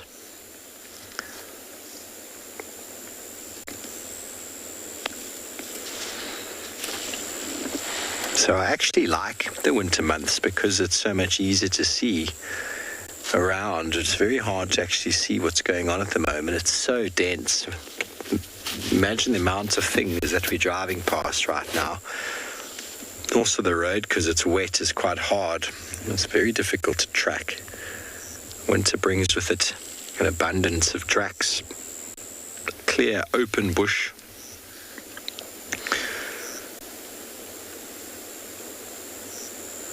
But it comes with both. The summer is beautiful and green and lots of babies, great for birding, great for insects.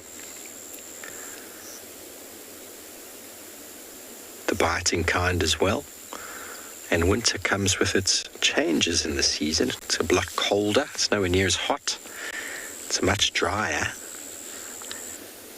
And generally animals are easier to find. That's what's nice about this environment, is you can come here a few times. It'll be different each time. But if you're not a fan of the heat, I would avoid coming here in the summer months. If you don't like insects, well, then the summer months is also not a great time. Coming to find its family. Where's the rest of my family? Did the slender mongoose eat them all?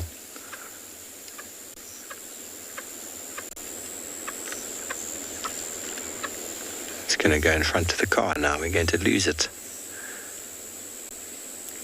Jump over the puddle. Oh, had a poo.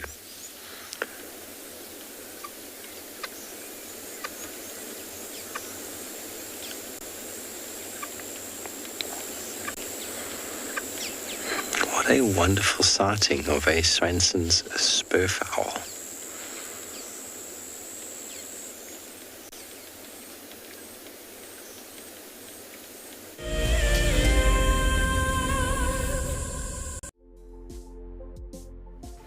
On the 27th of April, Wild Earth will be turning 14 years old, and we wouldn't be here if it wasn't for all of you. And to celebrate, we will be finishing the beautiful book that we started last year that looks at the history so far. But we do need you to be part of it. Please submit your most memorable sighting, or what Wild Earth means to you, or even just your name and a comment to be included inside the book.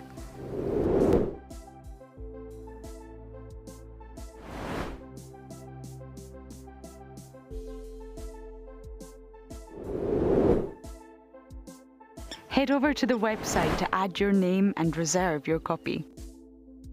We are offering a 20% discount on all books bought before the end of March. And a big thank you to all of you who have contributed to the book so far.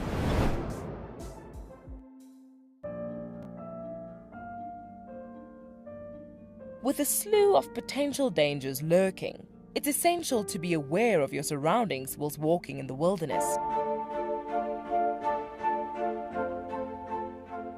20 yards away from one of the most endangered species. This is a big bull. What a moment, what a close encounter with an Ellie bull. He's just over here now. He's moved completely away. Being on a bushwalk and seeing a leopard, I mean, it's ridiculous to be this close to a leopard on foot and for him not to run is absolutely insane. How crazy was that? Through the gap there is just the back of the head of a male lion. He is absolutely unaware that we are here right now. I'll tell you, seeing lions on foot, it definitely brings out the caveman in you, this little scared human being. My name is Steve, and one of my favorite things at Wild Earth is getting questions from you. The type of questions that I really like are those ones that really help us to unpack and understand and really integrate the ecological knowledge and fully appreciate the importance that animals such as these Cape buffalo bring to the ecosystem. If you want to ask a question on Wild Earth, you're going to have to register on the website. But once registered, just head on over to the live safari page and enter your question under the live feed.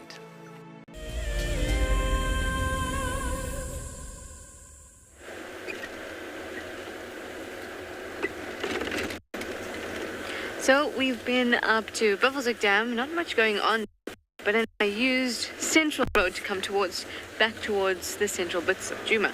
And the reason for that being that the last time that we drove it, there was a very strong smell of leopard's urine around this area. So somebody is using this road. It's just that it's a very difficult road to look for tracks. It's hard, it's got large grains of sand, so it's a little bit difficult.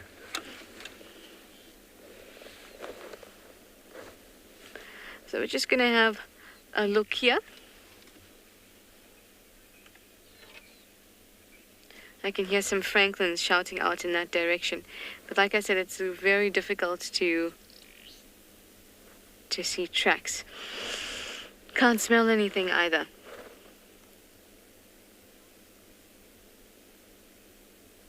And now it's quiet again.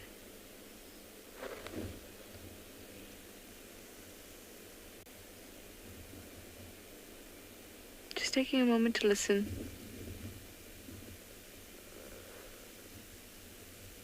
You can hear the rustling of the grass.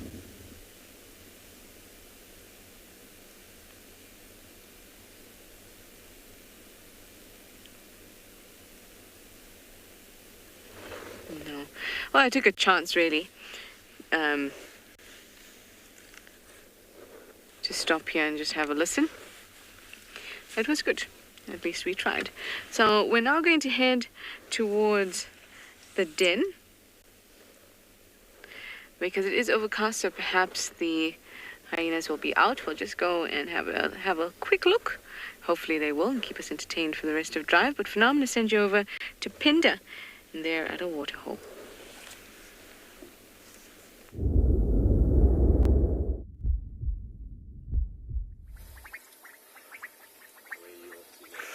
Welcome back to Pinda, where we just went past this waterhole, and it's actually a waterhole that usually doesn't have a whole lot of water in it. It's usually just a puddle, but we've had so much rain lately that it's filled up really, really nicely, and a pod of hippos has decided to make this spot their home.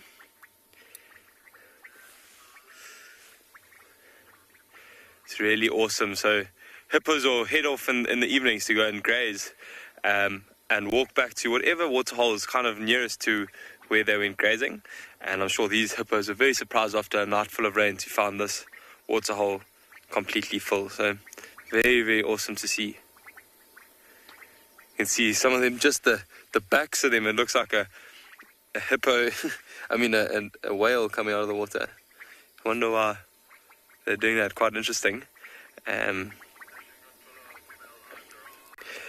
But hippos, they don't swim very well. So they will all be standing on the edges. That's why you don't often see them in the middle of a waterhole. And if you do, it'll just be them popping their heads up and going back down. So they're all standing where they are now.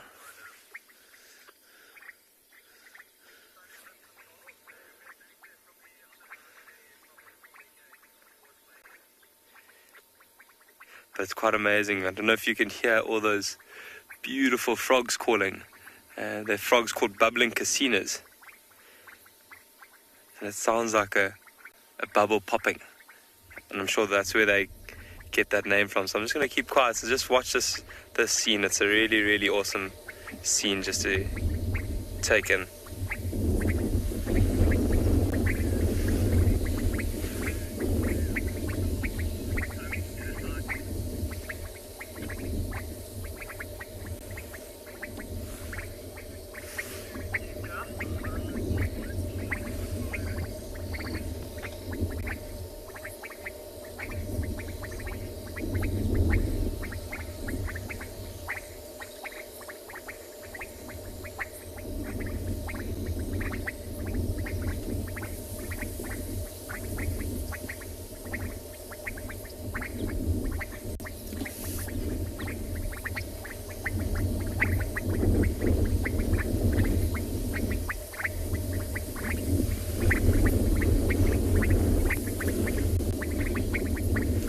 Such a fantastic time of the day, and you would expect this at this time as it's cooling down outside.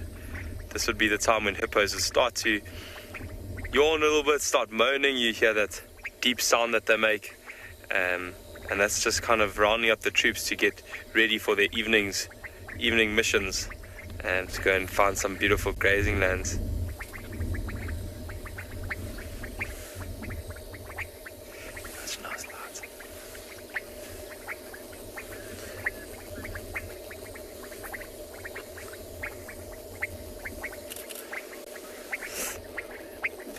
Hey Tom, that's a great question. So a fully grown hippo can hold its breath for up to 5 minutes, so quite a bit longer than how long I can hold mine for. But as soon as when they're first born, obviously they can't hold their breath for that long, so sometimes only 10-15 seconds, and then obviously as they get older, their lungs get bigger, they'll be able to hold their breath for a lot longer.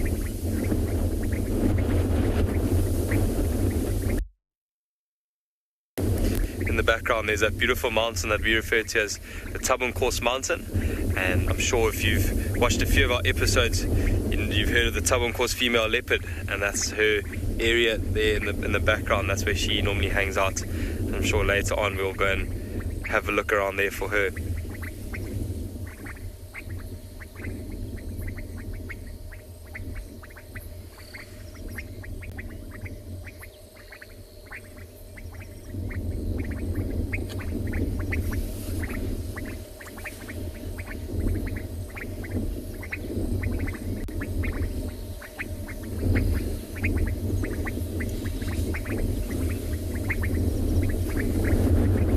Even that grass just behind them that we can see would be perfect for them to go and graze.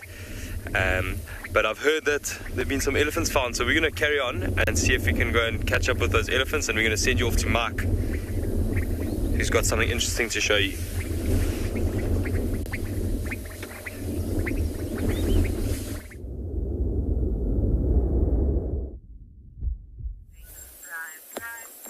So we do have something interesting. I was just saying to Niels, my mind's drawing a blank. I'm not sure, I can't see something to talk about that I maybe haven't talked about yet. And then just caught the side of my eye was this little sack over here. This is the sort of home or sack or nest of a sack spider, which is, of course, some of you might have known, one of the 6 medicinally important spiders in South Africa. Medicinally important meaning the spiders that we need to be aware of, because if they bite us, we might necessarily need to go to a hospital for some sort of treatment. So this sack spider, it looks abandoned right now, or maybe it's off hunting because it's gotten dark quite quickly because of the clouds that's come over. But sack spiders, they live in there, and at night they come out and they free roam and they hunt for insects. But they are very, very aggressive spiders. Maybe aggressive is not the right word, but quite nervous.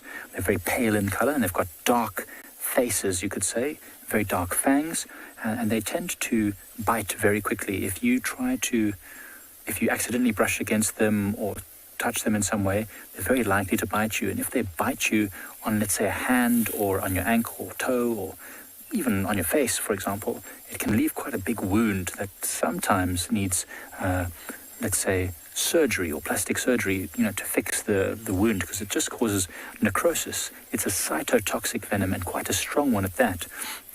So sack spiders are the cause of most spider bites in South Africa, and although there's very few fatalities, in fact I don't know if there's any known fatalities from sack spider bites, if you're very elderly or frail in some way, or you're a very young child and you have a specific allergy to spider venom, this spider can be real bad news.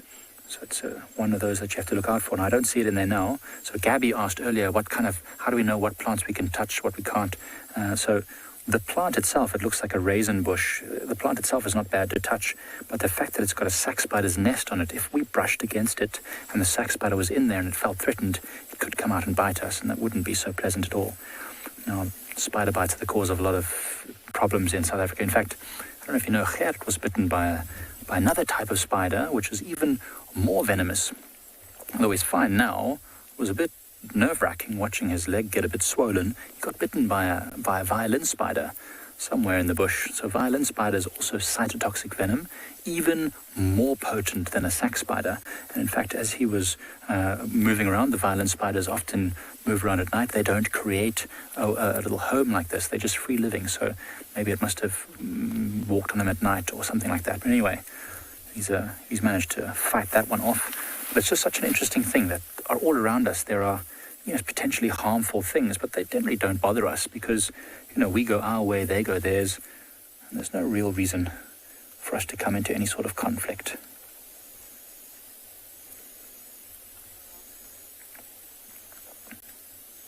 There's lots of small stuff in the undergrowth here. It's difficult to pinpoint one exact thing. But you can see this leaf over here. We talked about aphids and things. So look at this plant. It's being completely destroyed by some sort of small insect, and all around us there's signs of arthropods moving about. Well, while we look for whatever might have been causing this, we'll send you over to Johan.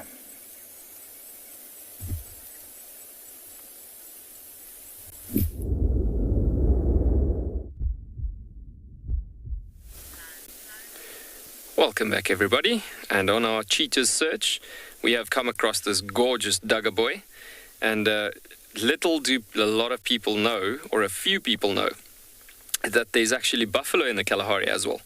And there's actually quite a nice amount of young bachelor bulls that's also been hanging around in this area that we have come through to and so on.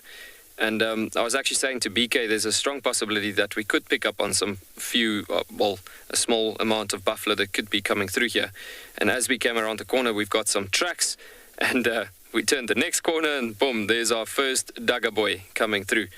And this is still a fairly young boy, but he's at his primed stage already. And it's a bit of a difficult site where he's at the moment, as he's coming along a very nice shaded section of this mountain that I've referred to earlier on. So we're just giving him a bit of time so he can move. And so especially being quite a dangerous animal and unpredictable, it's always great on a distance to give these guys some time, show the bush respect most of the time when you approach animals like this. And so they rather show themselves to you like he's doing there right now. Very, very cool actually seeing it like that. And so you can see he's smelling towards our direction a bit. It's a pity for this little twig in front of us here, but stunning to see this young boy. You can see the boss is still developing quite nicely there. So it's not something we get to see every day. It's the same as any other animal in the Kalahari. if you go specifically tracking for them and actually looking for them, you will find them. But yeah, majority of the times we do look mostly for cheetahs and wild dogs. The rarities of the Kalahari, that is quite rare and special to this environment, as you see quite a bit of these creatures out and about in Krugerside. But it doesn't degrade the sighting. It's always super awesome to see buffalo in the Kalahari. I mean, this is just so special to find them here as well. I mean, the Cape buffalo is generally a savanna environmental animal, coming through the savannas of Kruger Park in their hundreds and thousands, and then all the way up to Botswana, those areas. And some of them has even leaped over into the Kalahari of Botswana, certain areas and so, but very smaller numbers as they siphoned out into smaller group units in the Kalahari's ecosystem. But majority of them have leaped over to the green Kalahari.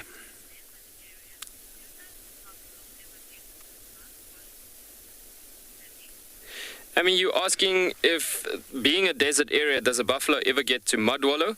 There is actually very nice water bodies. If you think about the water holes that Dylan has been sitting at last year, with that, at some of the water holes where you've seen some of the brown ahina coming through and whatsoever, but also at other water holes, I mean, yes, there's some really big water bodies where there's plenty of opportunity for buffalo to actually do lots of mud wallowing.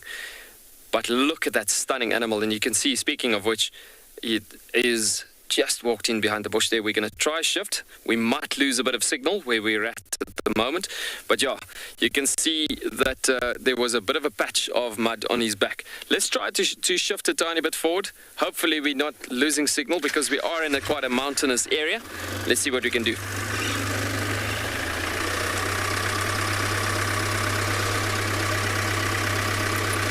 Maybe we'll get another nice shot of this guy walking through this area, because he's just feeding on some of the nice sweetgrass species on the edges and the base edge of the mountain there as he's coming through.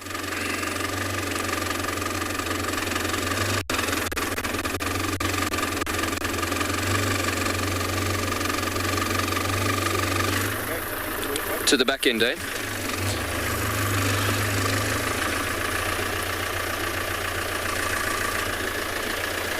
Over here? Yeah, there we go.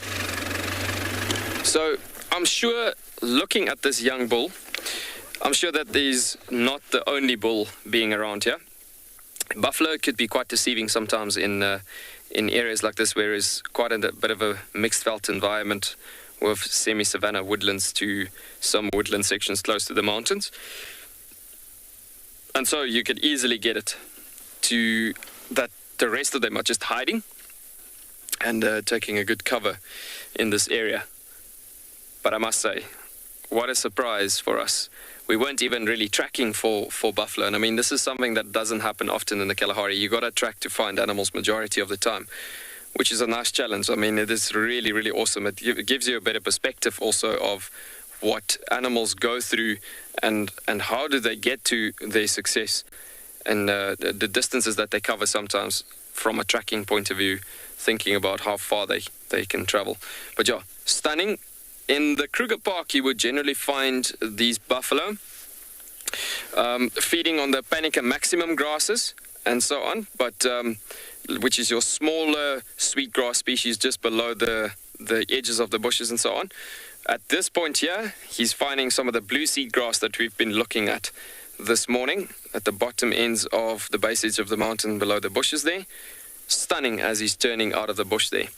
In the meanwhile, we are going to continue around this mountain and do the last option, looking for this cheetah around the edge of the mountain here. We're starting to think that they have gone stationary on the top of the mountain, possibly. Now, cheetahs don't go often onto the mountains and so, but just for a scouting position and then leaving the area, going back into the savannas. And how lucky we were to see this gorgeous buffalo. We're going to send you, in saying that, to another gorgeous destination.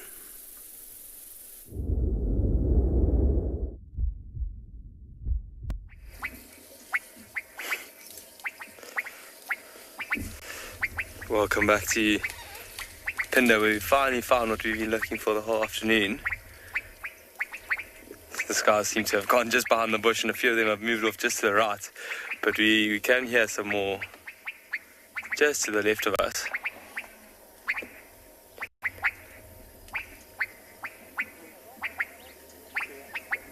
Very, very happy. There's a little bit of water to our left, and a few of them came down quickly, but they didn't have too much to drink. There's so much water around after all the rains that they don't often come to these slightly larger water holes. They get enough water from the little puddles, so they might spend a little bit of time drinking and splashing around here. And then carry on. See, this guy's just hidden himself right inside this bush now. Made it quite difficult. I think he's playing a bit of hide and seek.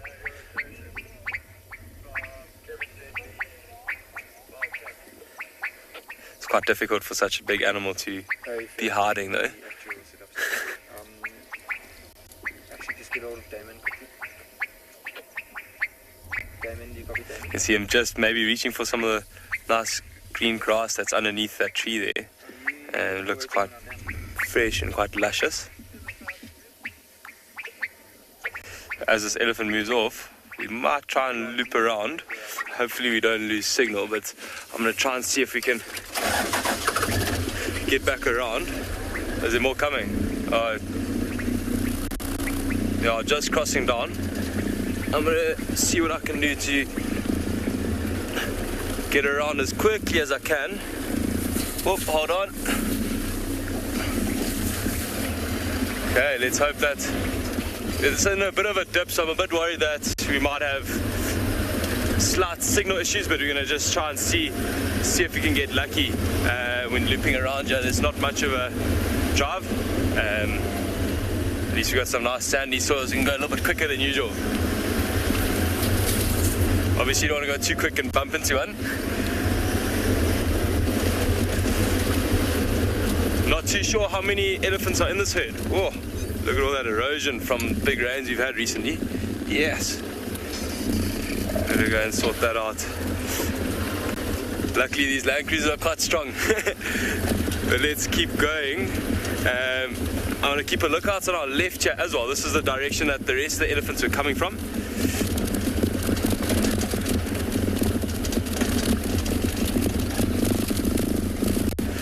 Sam, elephants travel vast distances for various reasons. So in winter, when there's not a lot of water around, they might travel or just stick around areas where there's water. We know on Phinda they're quite unique in their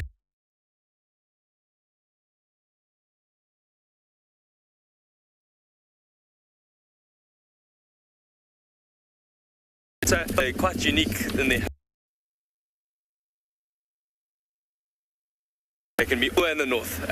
Also.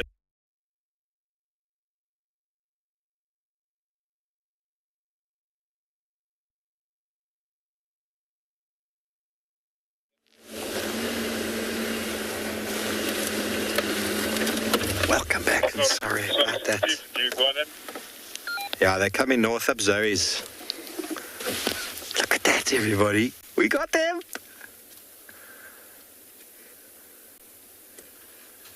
How exciting is this? Yes, Fad? We're on Zoe's. We're heading north.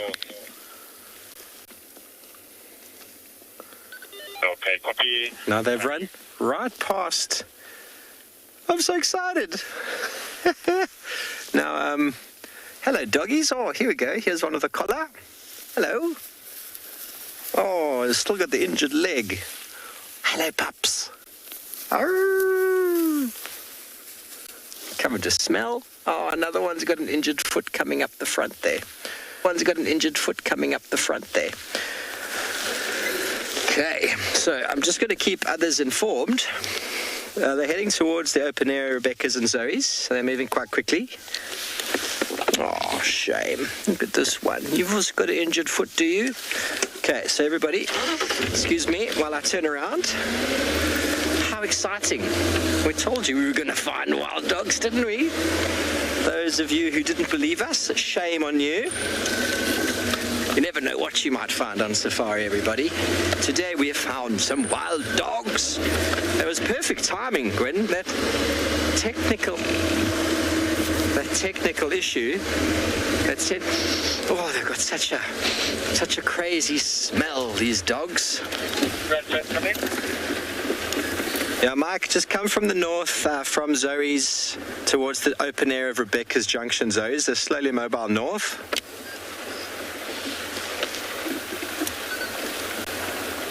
Okay, look at them, everybody. How beautiful. Now, these dogs are going to kill something in a moment. They have managed to run past our male impala that we were talking about earlier. They managed to run past him somehow, and now they're heading north towards quarantine. It's very hard to explain the smell, everyone.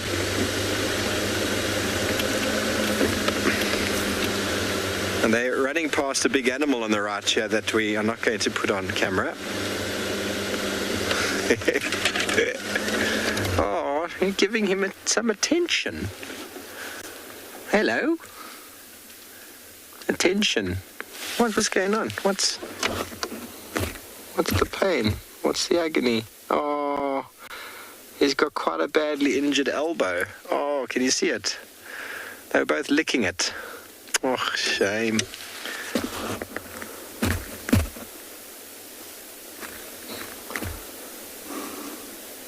Oh, can you see it? That looks quite fresh. You got it on Paul? Yeah. The injury in the elbow. I don't know what that could be caused by. Could be caused by running into a thicket. Hopefully he'll be all right. That's 2 dogs in this pack that are injured. Shame. See how much attention he's being given though. How beautiful.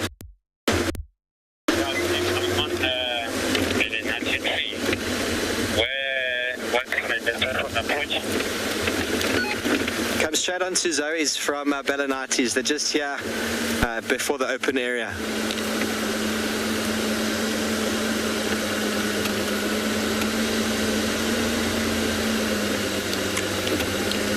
Jacoby fan, just come on to Zoe's south. We're right here. Okay, copy south and not north. South, they're starting to go into the block here. Seth, I don't know what you mean by strange wild dog behavior. Their behavior is pretty dog-like, what they do and how they behave. What they're doing now is they're trying to pick up on some smells, trying to figure out if there's an animal here, and they'll try and hunt it. So, nothing really strange. I mean, everything I've seen them do is just added to the learning curve of wild dogs. Goodness, this is going to be interesting. Okay, so we can stay with the injured one.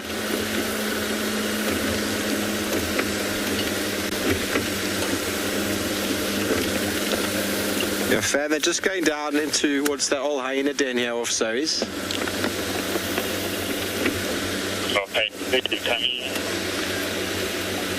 Okay, so if we can stay with one, we'll be all right.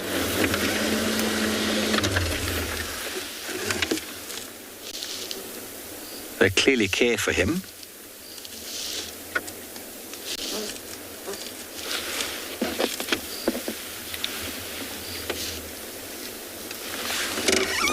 Just check at the open area there, fan. They might be coming out onto Rebecca's with one injured one at the back.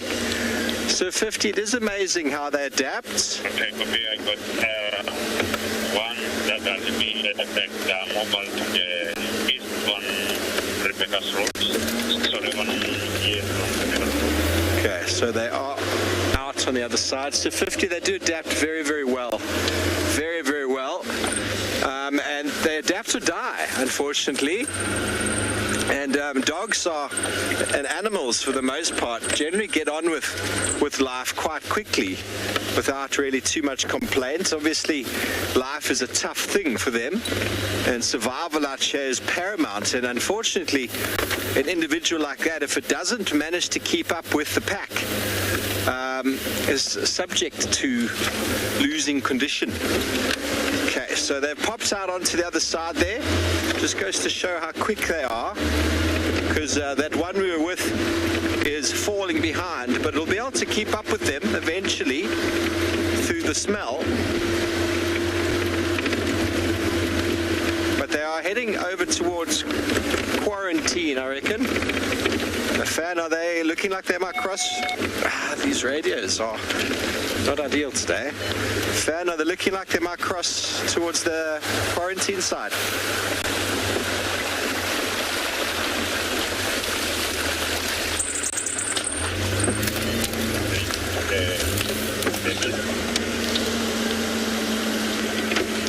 Okay, copied. Okay, we're going to try to keep up with these dogs, and we'll catch up with you in a little bit.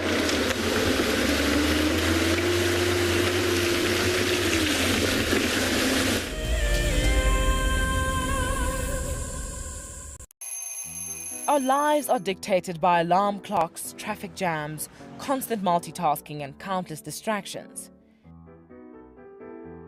The wilderness is where many of us feel the most human. On a bushwalk, we become part of the natural landscape. As you step off the vehicle, everything comes alive.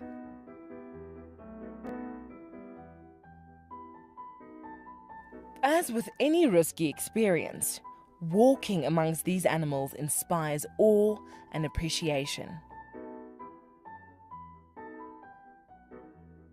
Now, it's your turn to go on a bushwalk. Join us from Pride Lands as we slow down our thoughts, put aside our distractions, and reconnect with a place that first taught us how to be human. The Mara Triangle is a jewel in the Kenyan conservation crown, and thanks to the dedication of the Mara Conservancy, it thrives as one of Earth's greatest national treasures. We have been experiencing a reduction in the waste nets that we collect on a monthly basis, and this is basically attributed to our intense patrols. Over the years, this courageous team of anti-poachers has reduced poaching to almost zero. Mimi naitwa Stephen Olereso. Nimefanya kazi miaka 16 sasa, kuanzia miaka 2002. Hao wanadamu ni wenye utua sana sana inaogofya ni wale wenye wanaenda kama ndovu, wanatumia kama bunduki. Sasa hiyo ndio huwa inakuanga hatari sana sana kwa sisi. As a result of the global pandemic and the massive reduction in tourist revenue, the Mara Triangle is facing a financial crisis. They need your help if they are to continue their ability to protect this magical land. Hi everyone, my name's Daniel Fisher and I'm going to be your guide this afternoon. I'm looking really forward to taking you through and showing you all the beautiful places here at and beyond Ngala. If you have any questions, please register on our website. Once registered, go to the live page feed and post your questions underneath the live feed. Join me on my next safari through and beyond Ngala on Wild Earth. Send me live questions through the Wild Earth website and I'll answer them live from the African bush.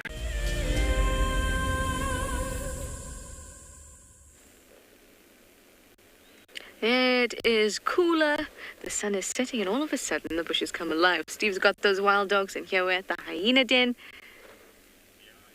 Look at that. We've got Corky's young girl there off to the left. We've got Ntima suckling her youngster. There also, look at this girl. She's gorgeous. Having a stretch. The other one's having a yawn. And Ribbon is here too. But Ribbon is just enjoying herself with a bit of me time.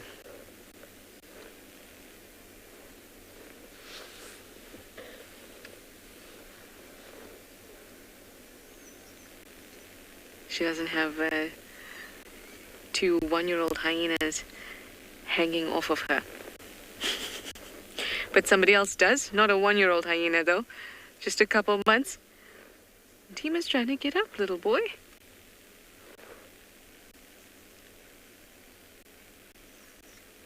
Listen to the baby squeal.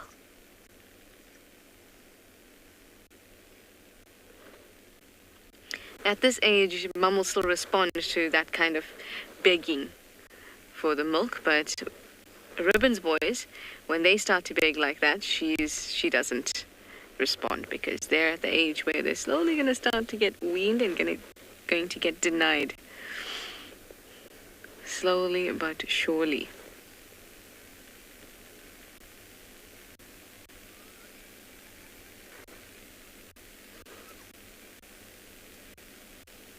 Look at her looking. Oh, one of your friends has arrived. It's Tswalu.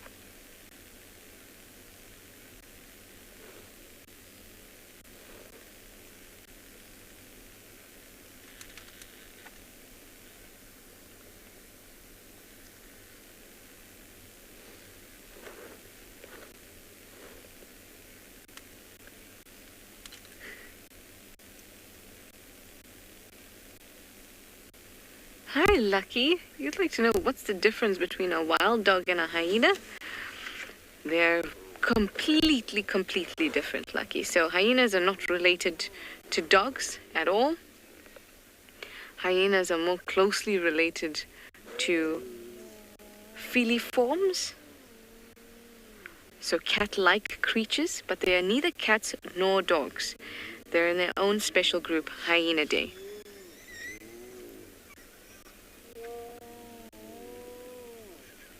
So it's kind of like asking the difference between a cat and a dog. They're completely different creatures. We'll get into it just a little bit. I just want you to listen to these sounds first. It's a hyena blockage almost. Some are trying to get milk, some are trying to feed, some are trying to greet.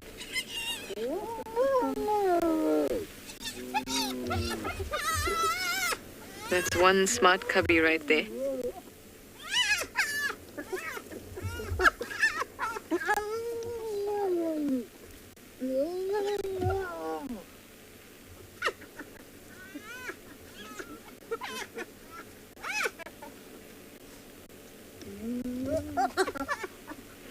Interesting. Intima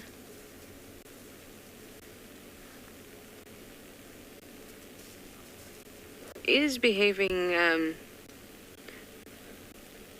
subordinately, or she is the one standing down there in the greeting, but Ribbon's two boys are still persisting, and then as well Ribbon was there and giving Intima a nip on the back of the neck there. I guess just to remind her that even though she's Ribbon's daughter, these two boys, being Ribbon's cubs, are higher ranked than Intima is. That was very cool. So we were talking about the differences between a wild dog and a hyena. Like we said, completely different families, Hyenidae, Canidae. So they live completely different lifestyles with different lineages. But I understand why you're asking it, because they can look similar, especially to somebody who hasn't seen or spent time with either of them. But now that you've had a good look at the hyenas and you see that the way their body slopes, they've got front forequarters, smaller ears, a thick, heavy build. Now go over to Steve and have a look at his wild dogs and tell me if you still feel that they should be related.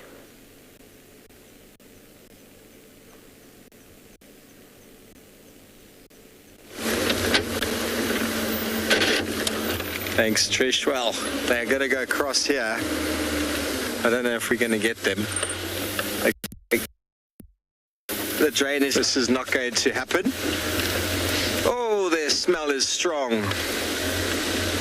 So nice to spend time with dogs, but we're going to have to go around I don't think this is going to work.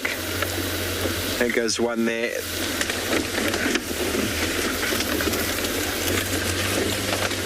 No, this is not going to work. We're going to go around onto Philemon's cut line, Philemon's dip. It's going to be the only way.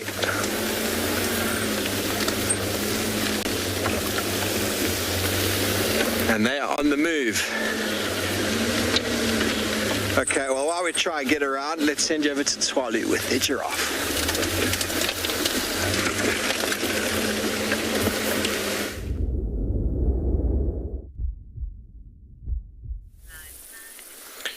So, our giraffes from earlier that we spoke about at the gorgeous waterhole we had never came through to the waterhole, but we have found yet another young bull. A very light-colored bull that we can see here, and stunning white colors actually coming off the edge of his body there. Now, very interesting, look at how those ears are working as he's busy feeding, and was actually feeding on that camel thorn tree just in front of him. Check out the ears flickering. Now, we've had this giraffe while he was feeding, also looking across the savannah. Now, any slight bit of movement coming through the grasses, be it just a warthog, be it whatever, could drag his attention. And the moment he actually sees the movement coming through the grasses, he could potentially become a bit more alerted, and that's why he was looking across the landscape while he was feeding here. But giraffes have got fantastic eyesight. But bottom line is, the moment you see the ears flickering constantly and he's staring in a certain direction, it is potentially indicating certain predators that could be coming through a certain area. But yeah, just gorgeous seeing that light color on that neck coming through there. And originally we stopped looking at the giraffe because it's a gorgeous animal to look at. But then I said to BK, it could be a nice indicator if these cheetahs are moving through this edge of this area, then we could be indicated by the giraffe.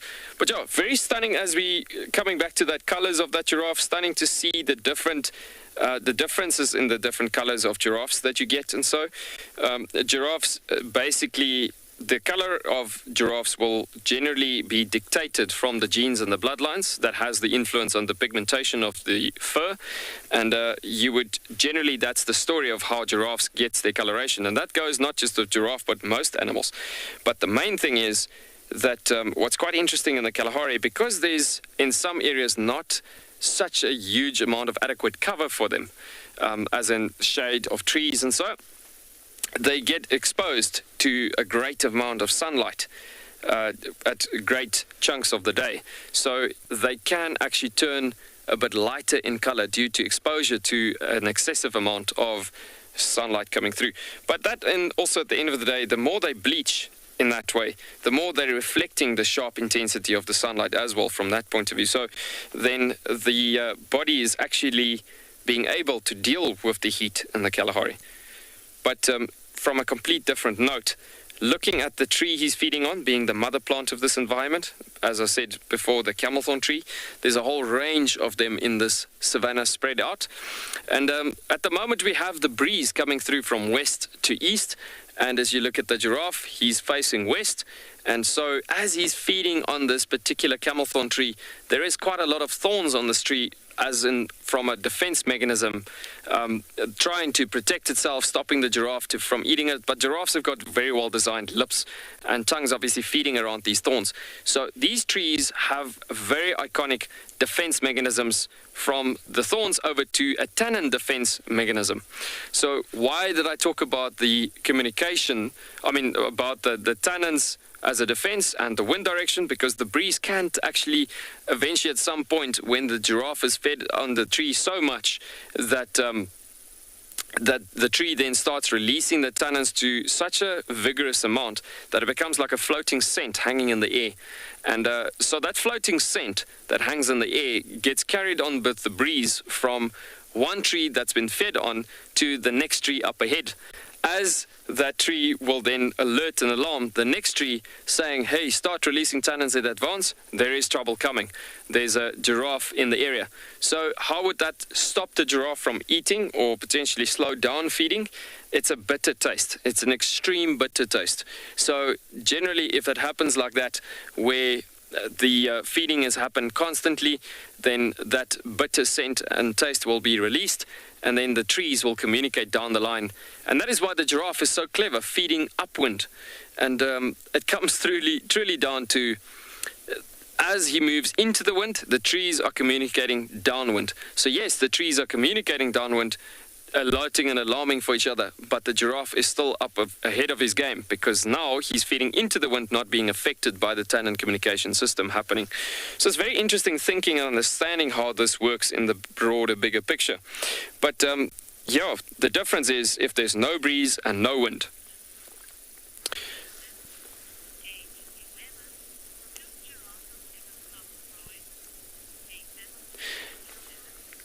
Nathan, age 11, you wondering if giraffe ever stopped growing?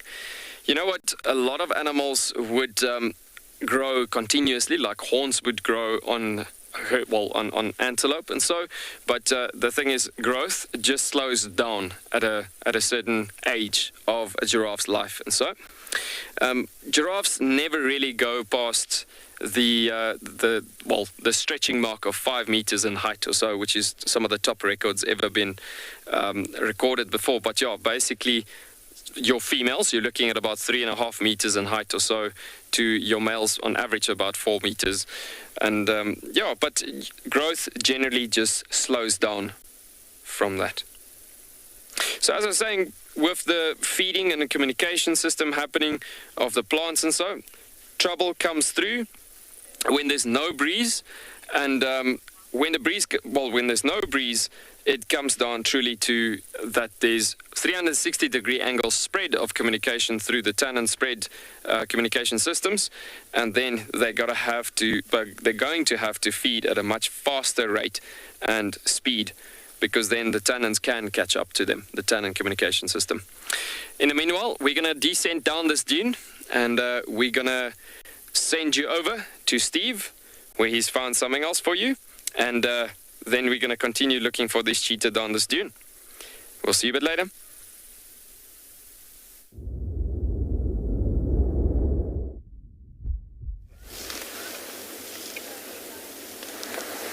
Well, everybody, the wild dogs have taken us all the way to quarantine. There's a whole lot of impala between us and them. That vehicle is on the other side of quarantine with the dogs. I can see the vehicle. I can't see the dogs.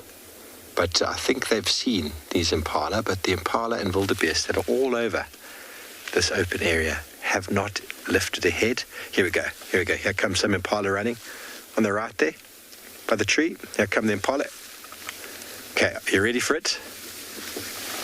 Where are the dogs? The dogs are coming up in front of us. Going to go straight across the road.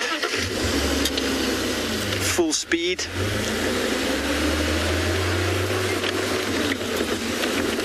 Hold on.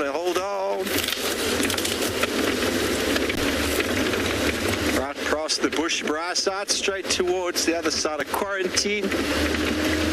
You see how the impala didn't alarm call? They just started running. And they're showing that rocking horse gait. Showing I'm fit, I'm strong. Don't go for me. Dogs are still on our left-hand side.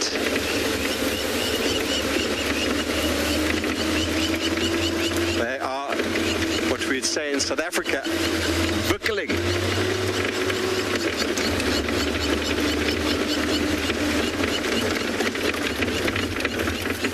And the dogs are just here.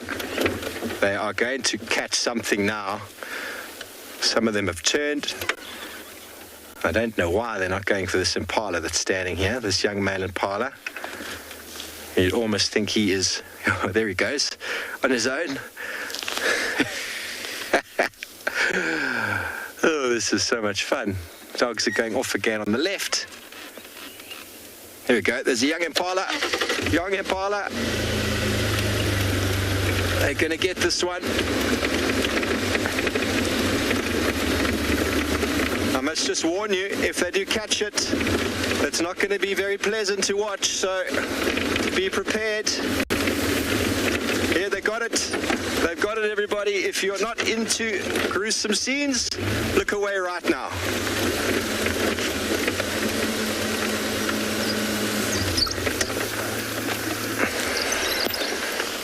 Okay, disclaim everybody that impala is probably dead already. Yeah, it's quarantine. Yeah, I'm coming, mate. Okay, nothing left. They're going to hunt again. The injured one has been called in. He must be one of the dominant. Got no food. Sorry, station. Chris Campbell, can you just repeat that last video? Okay, so that was a baby impala. And almost no chance. Almost no chance. They picked the weak one. Small baby impala. Sorry, I keep trying to turn this radio down and it keeps bumping back up again. My apologies. So everyone, this is the cycle of life. These animals need to eat to survive. The impala need to eat to survive. And everything goes back to nature afterwards. That is not a lot of food.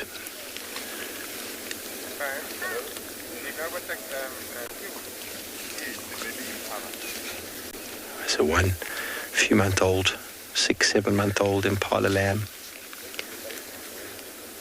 got isolated from the group. Oh, shame. This one is injured. Okay, so I'm going to go, because this one's going to hunt again behind me. This one with the collar. Lisa, incredible, aren't they? How much power was that? Don't go into the thickets there, Mr. Wild Dog. So that distance that they traveled and the speed at which they traveled, once the wild dog had picked its prey, the others put their ears back and it was done. Okay, so those people are still with those dogs there. There's nothing much to see. This dog is going to see how the impala have gone from the open area to disappearing into the thickets here. Quite incredible. I'm not sure how much of that you actually got to see, but those impala, one started running, rocking horse gaits, they all picked up on it, and they just bolted past us. And there wasn't a sound. Even the wildebeest ran off. And now there's not an impala to be seen.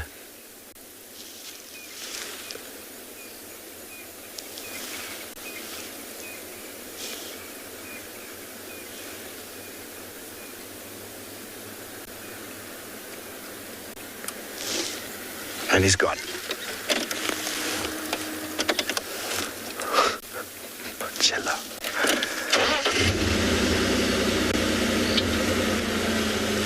Okay, that dog's gone. Let's go back to the rest of them.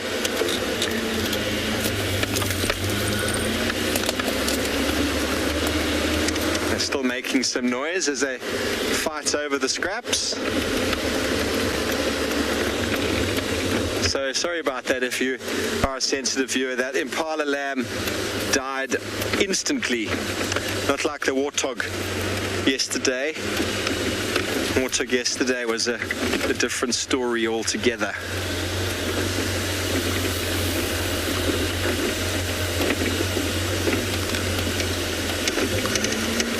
Almost nothing of this impala will be left.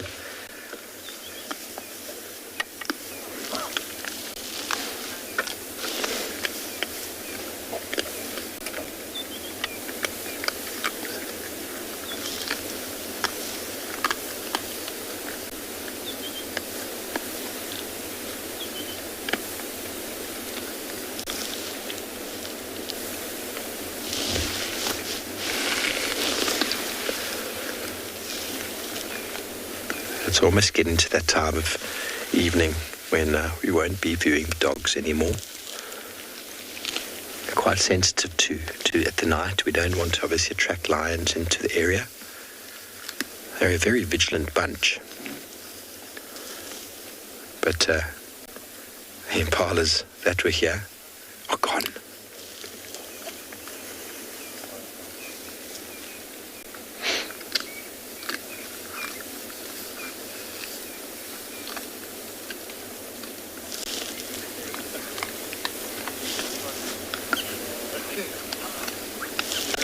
Tom, it's possible, they have been seeming to give the injured one a little bit of attention as if it's an important dog in the family. It was begging. So it's possible they might regurgitate, but I don't think there's really enough in this little impala. That was probably about 15 kilograms worth of meat between how many? Supposed to be 9 here. There's really not that much to go between them, so that's why they'll eat everything, bones and all. They really needed to catch a bigger impala there. And they tried, but we talk about how successful the dogs are, but we saw how effective the behavior of the impala was there. Being out in the open. We spoke earlier about that impala male being on his own. If he's on his own like that and a pack of dogs arrive, he's got no chance. It's the early warning signal that gives impala hope. There were a lot of impala that the dogs could have gone for, but because they were showing strength and because they weren't the ones keyed up for attack, they got left alone. So that, oh my goodness.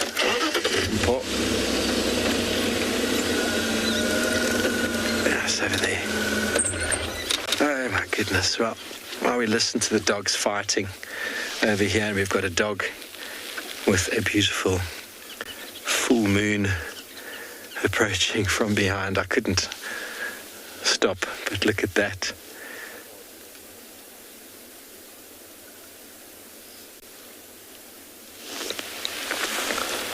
It's possible they might hunt again. They are still hungry, but it is also getting to time of night when their eyesight will start getting limited, but with the full moon approaching, there's still potential. They've got to go through the find and seek again. Find and seek.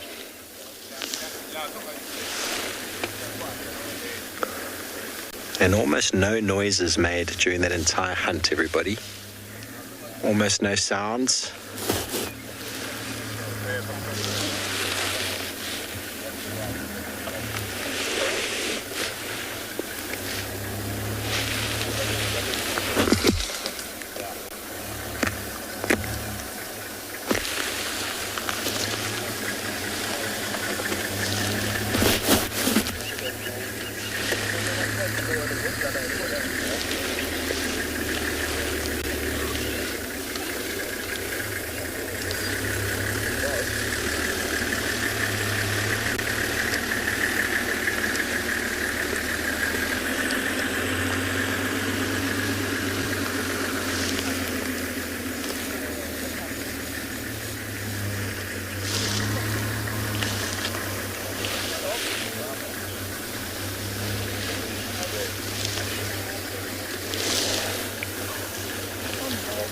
Okay, well, everybody, we're not going anywhere. We're going to send you over to one who's got the buffalo.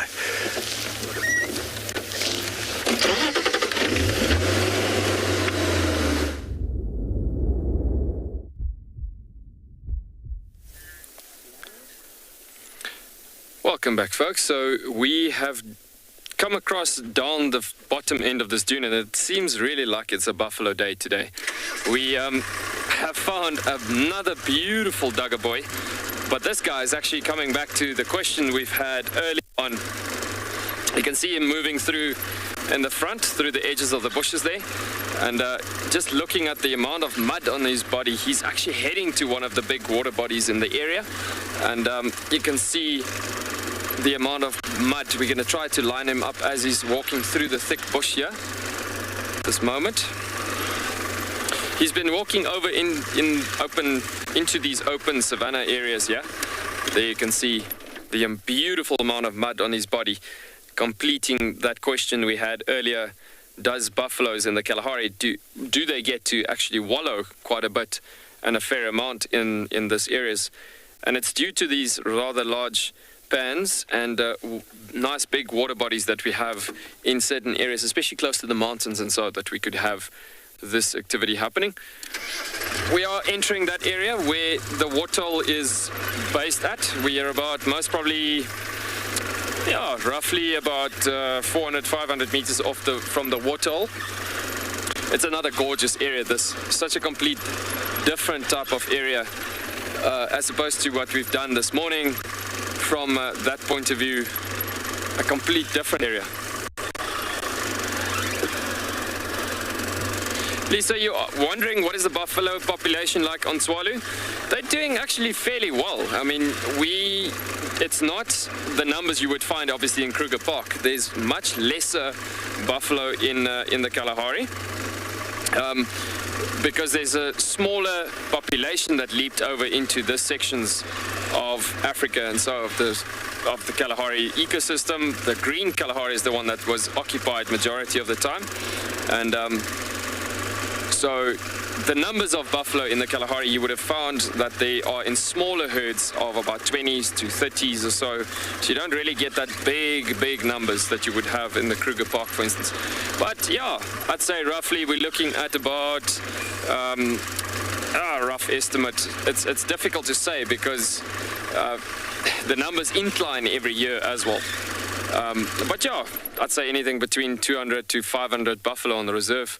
It can vary quite a lot actually, but yeah, their population is actually quite stable even through the droughts that we've been having. We've lost a few here and there through young buffalo that was caught by wild dogs and other predator activity. Yeah, it looks like he's scratching that mud off the back and trying to get rid of the ectoparasites, which is obviously the functioning of the mud on the back. Obviously, first things first, to cool himself down, but when it's dried up, like you can see on his skin, he comes quite frequently rubbing it off onto the stems of a camel thorn tree, which is like, the bark is very rough obviously, so then the bark will drag the mud off the skin, dragging the ectoparasites off it. So he's most probably got a bit of an itch going there. I'm going to try to pull into his side and just see if we can't get him for another scratch there. I mean, that is pretty cool, seeing him coming through this area. But yeah, the buffalo count, coming back to that, we are actually, we need to check up on the count coming up soon this year. Trying to figure out the numbers, and so, yeah, he is rolling and scratching and doing lots of things there. But yeah, I'd say the buffalo are doing pretty well in the Kalahari, especially in the green Kalahari. There's not a huge amount of them in the central Kalahari or northern Kalahari's areas and so, but yes, we are in a pretty difficult situation here. Bit of thick branches we need to pass through, and we've just had our first lousefly here as well. The louseflies being the parasites that tries to come through to them as well. What a lovely sight. He's just found one of those wallows as well. It looks like he's been wallowing there, scratching a bit on the edges of that bush there as well. But so beautiful seeing such a stunning big matured buffalo bull in the Kalahari. I mean, that's not something you expect to see here. But yet, I mean, if you look at this gorgeous sweet grass and sweet veld environment that we are in, it is just incredible to see them coming through here as well. Yeah, there we go. He's going to scratch a bit more there and just rub the body a bit more. Looks like that bum has just been placed into new mud there as well. And so, but just gorgeous seeing this animal walking off into the savannah.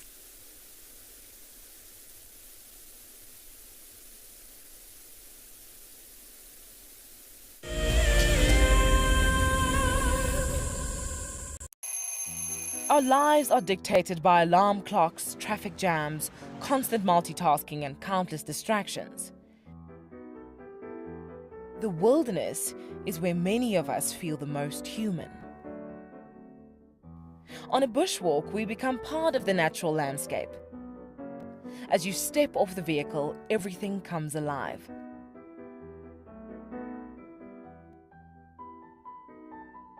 As with any risky experience, walking amongst these animals inspires awe and appreciation.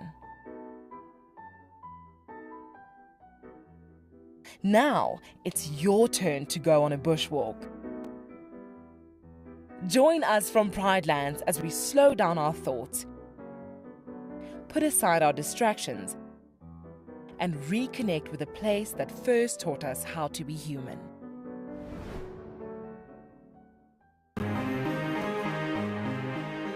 I'm absolutely delighted to have won the February prize draw for 3 nights for 6 people at the Djuma Private Game Reserve. I absolutely love everything Wild Earth has to offer. I find the guides extremely knowledgeable and will go above and beyond to ensure a great safari experience. I will be taking my husband and family from the UK to experience this once-in-a-lifetime opportunity. One of the main reasons I joined the Wild Earth Explorer program was for the fireside chats and also to win an incredible prize, which I am so fortunate to win and incredibly happy.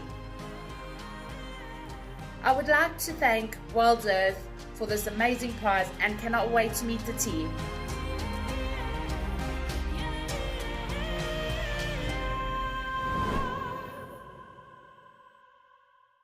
Hello, I'm Marna, your Wild Earth Safari Guide from and beyond Gala. What I really like about connecting with Wild Earth viewers is that we get to speak to viewers instantly and I get to show you this beautiful property. If you want to ask me a question, register on the Wild Earth website. Simply head over to the live safari page and you can submit your questions there. Join me or one of the other guides twice a day on Wild Earth.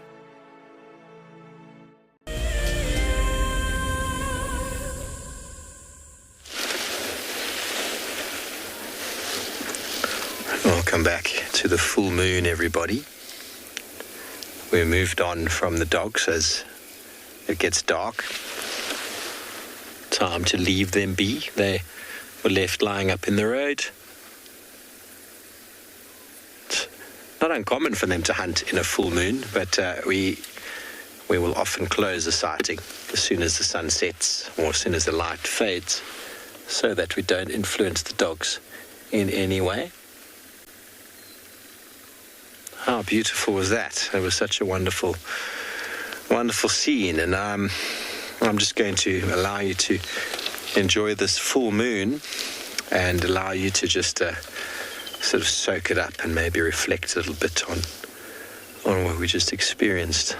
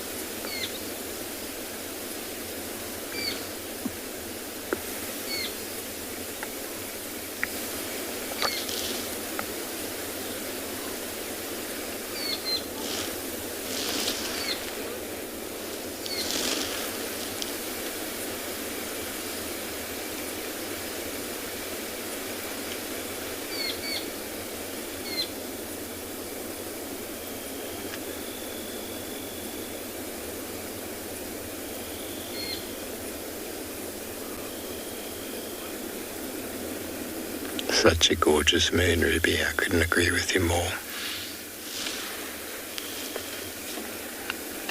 rebirth of the night, end of the day, cycle of life.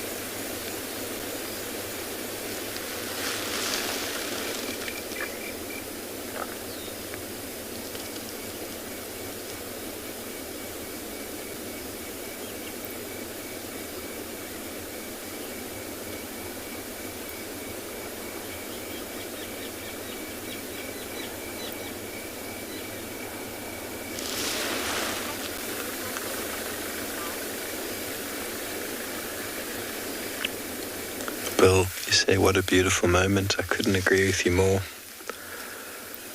From such a scene like before, the dogs destroying a life, to a serene view like this, where the wildebeest that are mingling around still aren't concerned at all. I thought they'd all run off, and the impala did. They had a panic for a moment, but they didn't actually run far. The impalas all vanished, and they'll all come back to the open area here soon. Maybe they won't. Dogs are going to be probably spending the night right where we left them.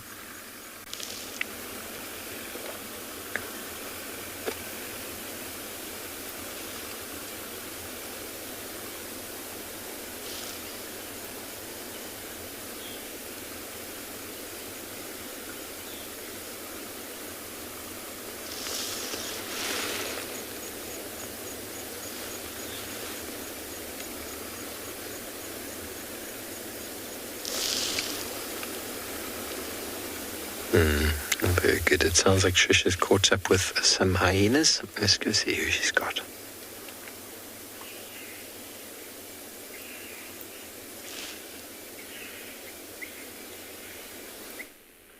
How beautiful is this moon? I can't stop looking at it. I can't stop talking about it. I'm so glad that Steve had that appreciation moment with the moon too.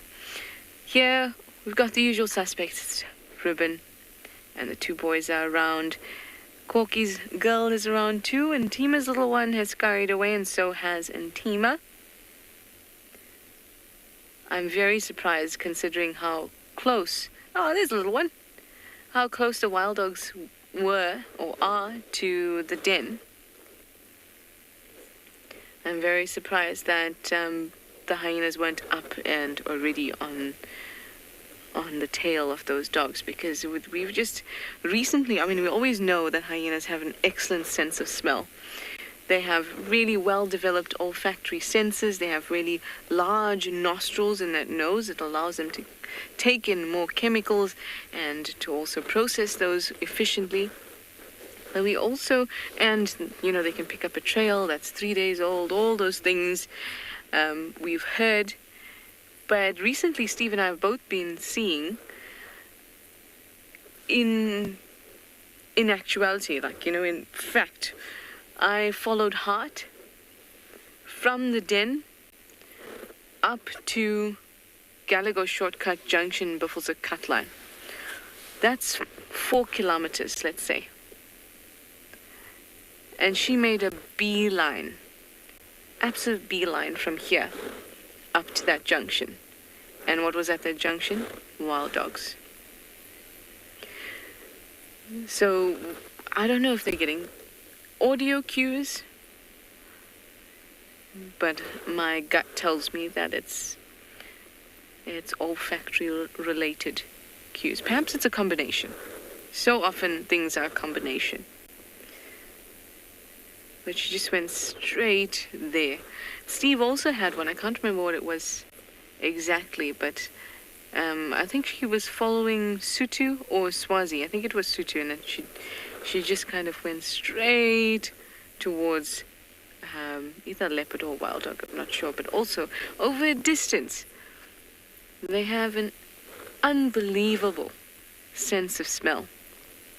So I'm quite surprised that they didn't immediately get up, especially since the wild dogs made a kill too.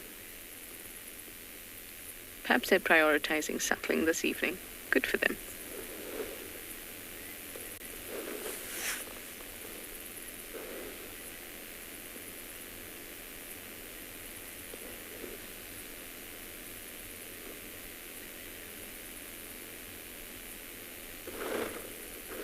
Hi Samuel, you'd like to know how long will a hyena leave its cubs to find food? Quite a long period, so up to 10 days they will do that, which obviously means that for up to 10 days a cub under a year and a half will not be fed. But it can happen. So what happens in those 10 days if a mother is forced, or rather the reward is so great that she's going to give away these 10 days and say, you know what, my cubs will be fine. I'm going to go hunt whatever, or I'm going to follow the migration. This happens a lot in East Africa.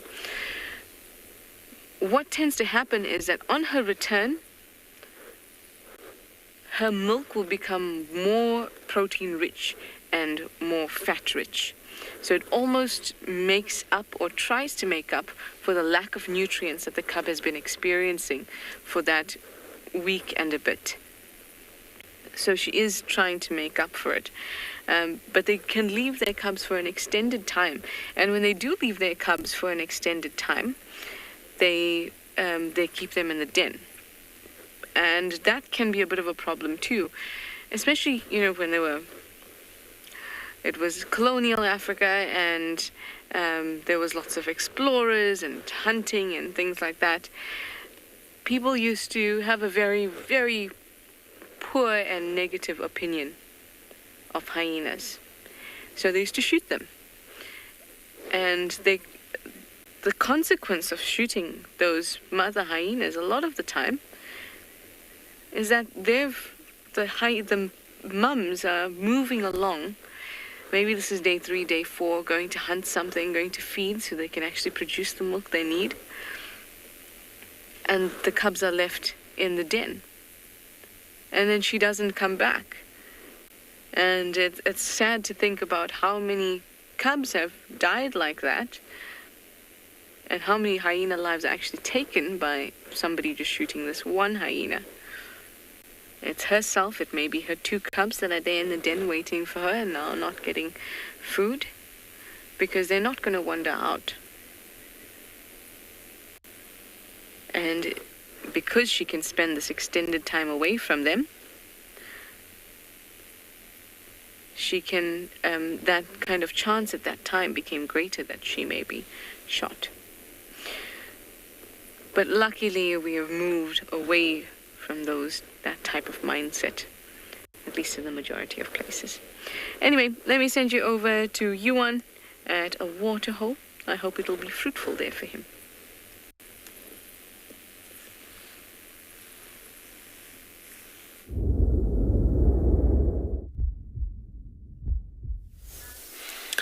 So we've decided to stick with this buffalo bull. As you can see, he's very wet now on the edge of his body, because we knew that he was going to take us back to the waterhole, and we were kind of hoping to see that there's others actually coming through to the water that he might be leading us to. But yeah, so beautiful seeing this buffalo bull that have just reached this water point. And we'll see which direction he'll move to, but just look at those eyes and the head and that boss. So beautiful in the setting. And he might even go over to wallowing on the edge of this water maybe. I think what we'll do is just give him a bit of space. Let's just pull around. Just give him a bit more space around here. Because there's a nice wallowing spot there that he could actually get to a nice walling position here. I firmly believe in giving animals a lot of space in the bushes, just generally due to respecting these animals is just such a good thing. And they also see and they know that we are in a formality of giving them enough space. And they can actually see that we're respecting them, so they actually know that it's a safe situation in that way.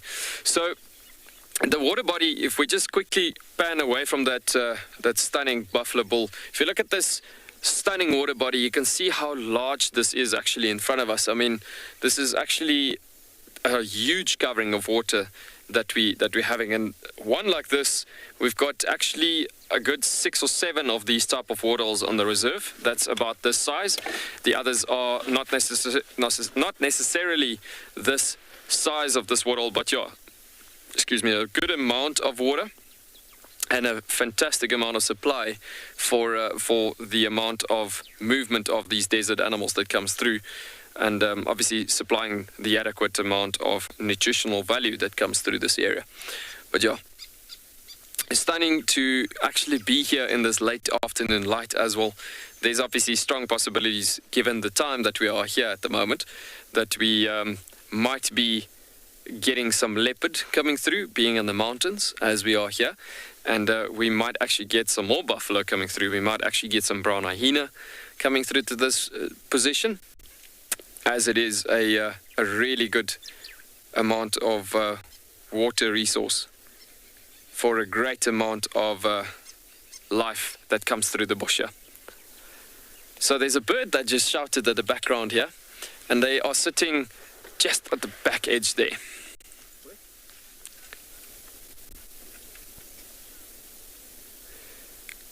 Ifsi, could you just repeat that question again?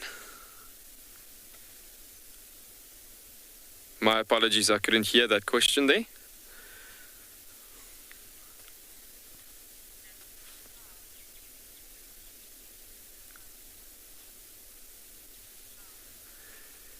So, Charles, you are wondering which species of buffalo is, or which species of animals is drawn to buffalo, if I hope I understood that right. You would find quite a lot of bird species actually tag along with buffalo, as they are being followed. Okay, diseases. Yeah, sorry, man. Yeah, we in a pretty hectic spot here for signal, but yeah. Bottom line is, buffalo they are quite prone to diseases like anthrax and bovine tuberculosis and all sorts of things like that. But given the area that we are in here, I mean, this is a fantastic area that is quite disease-free, or it is actually classified as a disease-free area from a buffalo point of view. Buffalo is that occurs out here is complete disease-free buffalo. That is classified as in that classification, because the thing is that buffalo in this environment it needs to be also disease-free classified in order to be released onto Tswalu, and especially the Northern Cape province, as there's no such thing as, well, there's no diseased anthrax or bovine tuberculosis buffalo in this area. So you can see, just changing the topic there, and my apologies for not hearing the right question, but I hope that came out the right way with the answering there. But coming back to what that buffalo is doing at the moment, you can see he's walking with his head quite high, and it's almost like he heard something. It's almost like he's sensing something. It's almost like the behavior has just changed as he's been drinking, and he's walked up to the edge of the rock there, and walking now through the edge of the water, or the edge of the grasses. Ever since the birds started calling in the backdrop, the southern pied babblers, which is quite a cool species of bird you find out here. But yeah, ever since those birds started calling, he's not the most happiest chappy. As you can see, he's walking through this area here, and he's most probably going to just investigate the outskirts of this area first before he continues being around here. He could be returning to the water point, but it looks like he had enough, and he doesn't feel too safe at the moment, so he possibly could be walking just out of the area and just leaving it from a safety point of view. I think what we're going to do is, while we watch him walking off into the distance, I mean, that is so beautiful seeing him. And his body is actually nicely cooled down, but he doesn't need to do much more wallowing, because also today was, yes, it was a fairly hot day, and you could see he found other mud wallows in the bush before he even reached this water point. But yeah, he doesn't need to really cool down much, because the temperature is dropping dramatically in that sentence is where we're sitting at the moment. So we're going to watch this guy walking off into the distance, ease off into the evening sounds a bit, and possibly watch something moving into this water point. So we are going to sit a tiny bit longer at this water point and just hoping to see something moving in. Otherwise, we'll see you a bit later. We're going to send you back over to Trish.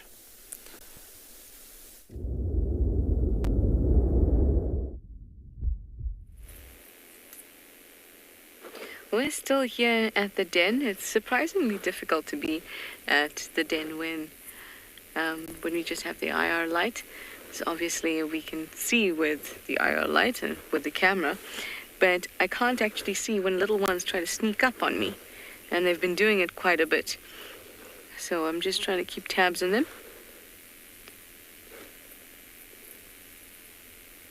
At the moment, everything is pretty peaceful.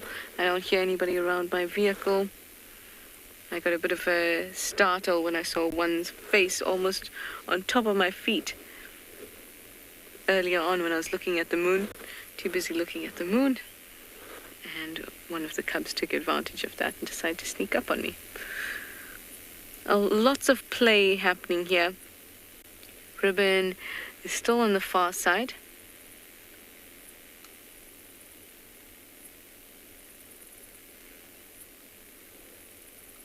There we go, suckling her two boys.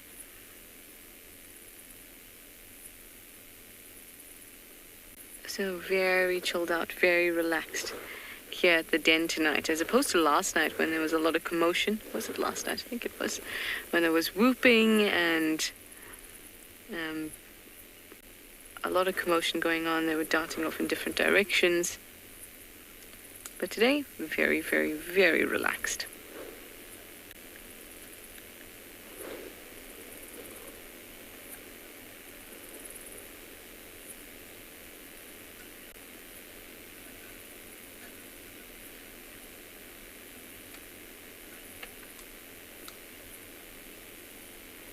Hi Norel, you'd like to know when will hyenas mate? So the hyenas will mate or are likely to conceive every year and a half to, or rather 2 years. Or a year and a half to 2 years, they're likely to mate. In fact, that's about the difference between this group of cubs and the last group of cubs from the same mothers. That's when they're likely to mate.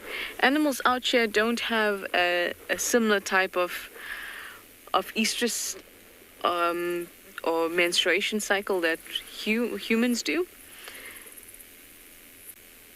So it's a little bit different to that. It's a hidden, not unlike our own, where you can tell if somebody is menstruating or not, and then you can determine if they're ovulating or not based on that. So the animals out here, they don't experience that kind of indication as to when they may be most fertile or not, and it's not as cyclical. A lot of the time it's brought on by mating in the first place, and even changes in season, in temperature, in day length, night length. Those can all trigger those changes. But it is common for one individual to fall pregnant, and then for the other clan females who are of the age where they can also fall pregnant in maturity, then they too will have those cubs in one go. And that's very useful, because then they can make use of a communal den. It strengthens bonds, it forms alliances, and it also helps the cubs to grow up in an environment where they can assert their dominance or accept their subordinates. It's very important for mammals to have playmates because it teaches them the do's and don'ts of social interactions, as well as their own strength and their own weaknesses.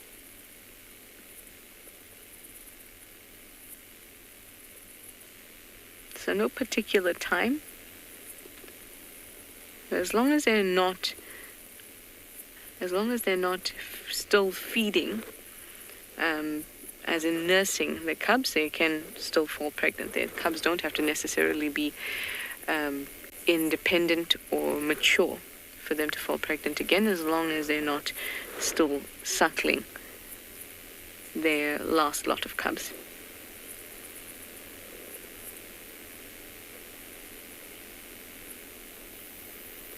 Hi, Kat. You'd like to know if Tswazi will leave the clan soon? Yes, he most certainly will. He's coming to that age where he'd definitely be dispersing for males. That's between 2.5 and 3 when they've reached maturity. It will be something that's going to be imminent. It's going to happen very soon. So he most definitely will leave soon. It would be nice to see what happens with Sutu, because she's part of the clan, but she hasn't seemed to have formed strong alliances with any of the adult females. So it'd be interesting to see what happens with her. In Ndebele as well. That's Tswazi's sister. Both of those females, we only see them occasionally around the clan, the clan's den at least. But Tswazi he'll need to disperse, and it's going to happen soon. So I treasure the moments we spend with him, because he's such a character. And I've known him from the time he was born, and he's just he's got a really special place in my heart, and I know for many of you too. So I think spending or appreciating all the time we get to spend with him is definitely the way to go, because his dispersion is imminent.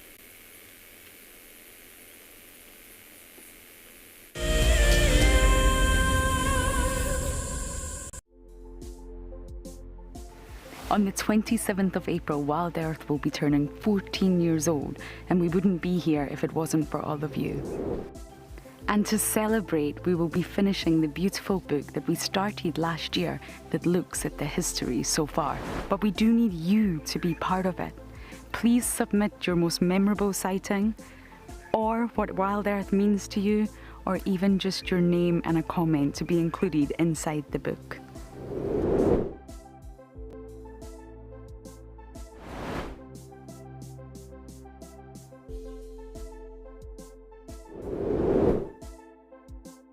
Head over to the website to add your name and reserve your copy.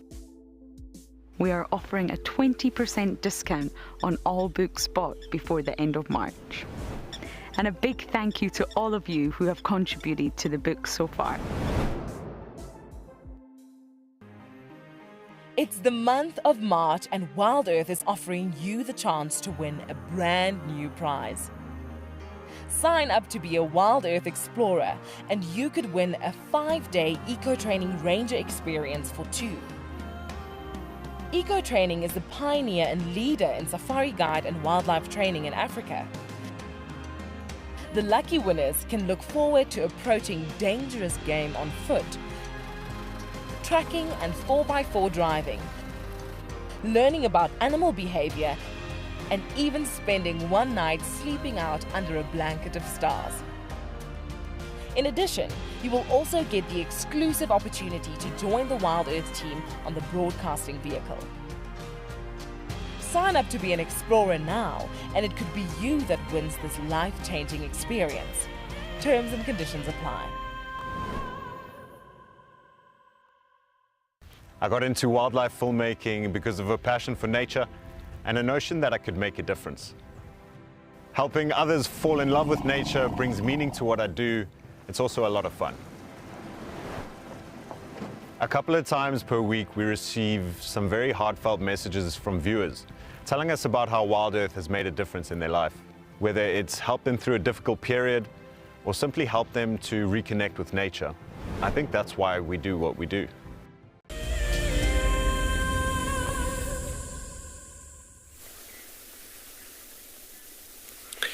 So as you can see, we are still sitting here and our buffalo has just left us going into the thicket. And you can hear, obviously, I've dropped my my volume of our voice quite a bit, just because we obviously just wanted the silence of nature coming through at the edges of these water points, just because we could potentially get, at this given point, any brown hyena coming through from the edges of these water holes, well, on the edges of the mountains. And this is the right time of the evening when these brown hyena could come down for a drink before they start their night. Obviously, with the moon being so bright, as we referred to it last night, it is a good stretch of an evening for brown hyena to start around about this time. And the same goes for your other nocturnals, like the leopards. And even the spotted hyenas would be a perfect timing for them to come past this water point at this given time. I can hear there's quite a lot of bird life talking about at the back. And this morning especially, we were talking about the different species of sandgrass that you get in the Kalahari. Obviously, having the 3 different species. This one that BK is zooming onto there, this is the double-banded sandgrass. And it almost sounds like they're saying, we are people, aren't we? We are people, aren't we? So I'm going to just keep quiet a bit because I really want you to hear that sound. You can see the 2 bands on the chest of that one on the left-hand side, but very cool. So I'm going to give it about 10 seconds just so we can hear and try and see if we can hear that sound.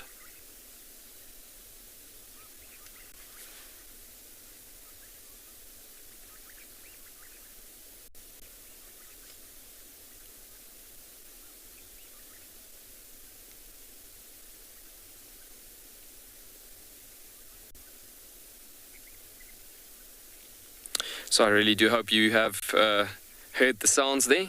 It's actually as they come into land, a lot of them are males and chatting about to the other males, and everybody just saying, I'm here, I'm registering, I'm here. So they occur in these flocks together. But look how that beautiful predominant banding on the chest, so different, the banding on the chest as opposed to the birchal sandgrass that we've seen this morning. It seems like it was a bit tough hearing them there. The sounds are a bit low there, but let's try again. Let's see if we can push up the ambient a bit.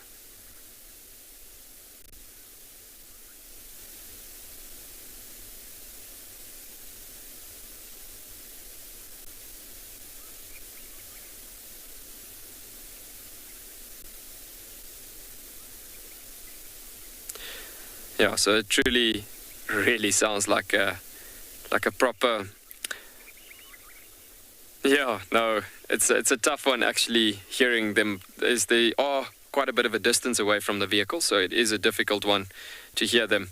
But yeah, they call truly sounds like they're saying, we are people, aren't we? It's, if I can mimic it basically, it sounds like and they constantly go like that as they come into land. So they do occur in nice flocks together as they, again, coming to that teamwork, family units and partnerships situation for survival strategies, the ways of surviving in the Kalahari. But yeah, always in nice flocks together. The Namakwa sandgrass, actually, the one that we haven't seen yet, is the one that you generally see also in big flocks.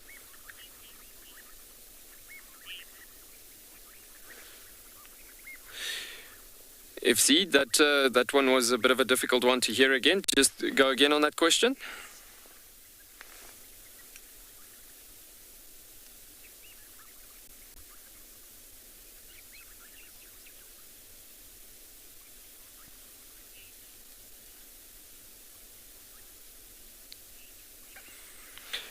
Yeah, there's lots of, David, apparently it sounds like you are commenting about the presence of the pleasance of the evening. Yes, I couldn't agree more.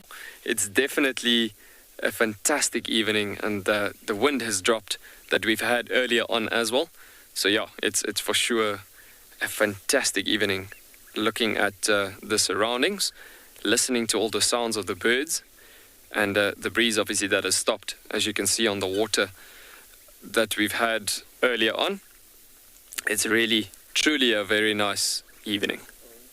There's almost no breeze that we can feel at the moment. There's obviously a proper mirror-like shape on the water. So folks, we will be going over to IR light very soon, as the light is dropping pretty quickly now, and so we will be switching over very soon, just to give you that bit of an update. But yeah, so the screen will change right now.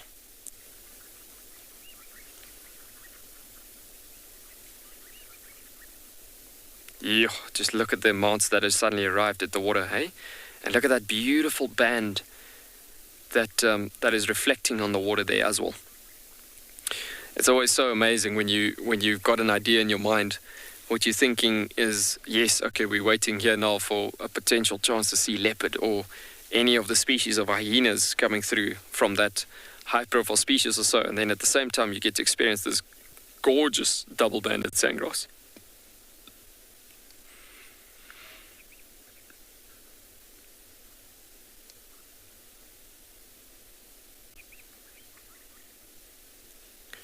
It is just so pleasant sitting here. There's a level of peace and calmness coming over one by just listening and observing at a peaceful destination like this. And there's just watching these gorgeous birds at the same time, and obviously with that buffalo earlier on, just watching the grace and the peace that you can experience with animals walking so gracefully into destinations like this as well. I mean, it is just so special.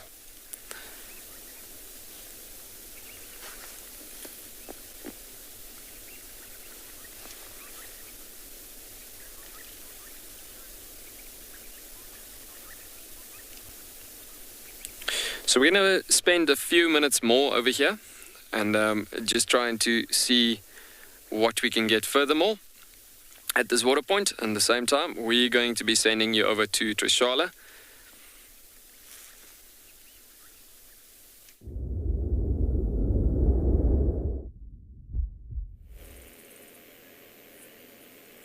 Relaxed indeed. In fact, they're so nice and relaxed that I suspect that very little will happen here in the next half an hour to an hour.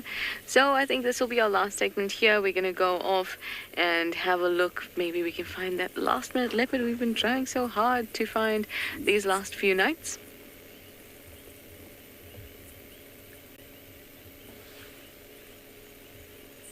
It's always such a like a chance that you take. You know, you could leave the den and go and find something else, but then at the same time you could stay at the den and enjoy them. So it's always a bit of a chance that we've got to take. Look at this little one.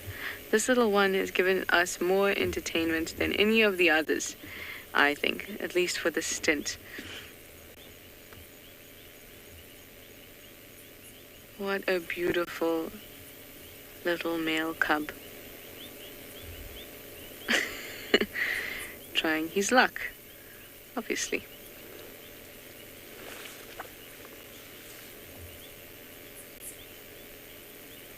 Hi, Seth. You'd like to know how much sleep do hyenas get? I think we should probably start off that answer by saying that many animals, many predators that sleep for long periods of times, like leopards and lions, especially during the day, especially when it's hot. Lions for over 18 hours. Leopards, hyenas, predators don't move during the day when it's hot, so they're going to conserve energy by sleeping. So about between 10 hours and about 8 hours they can all sleep. But that being said, that's not the type of sleep that you may think of. It's not as if they're tucking in and, they're now completely asleep and dreaming and may not be aware of what's going on around them. It's not that type of sleep. It's a very shallow sleep. And actual deep REM sleep, most animals out here engage in it very little. Herbivores even less than predators. Predators would engage in deep sleep, maybe an hour in a day, maybe a little bit more, but they're resting for a lot longer than herbivores are seen resting. And that's because, nope, do not come. You've been chewing the back of my vehicle. Yes, you have. Herbivores are continuously eat. They're continuously moving.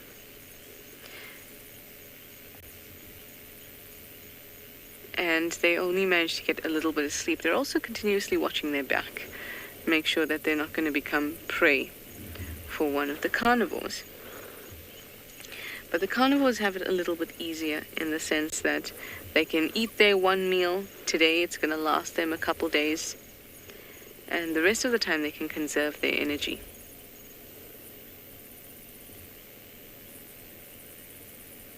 Because the trade-off there is in pursuing prey takes a lot of energy. And that's something herbivores don't have to do. So that's where the difference comes in between their requirements. Anyway, look at this sweet face. Let me send you over to Tswalu, which has a beautiful scene. I'm going to make up my mind about whether I'm going to go find a last-minute leopard or stay here.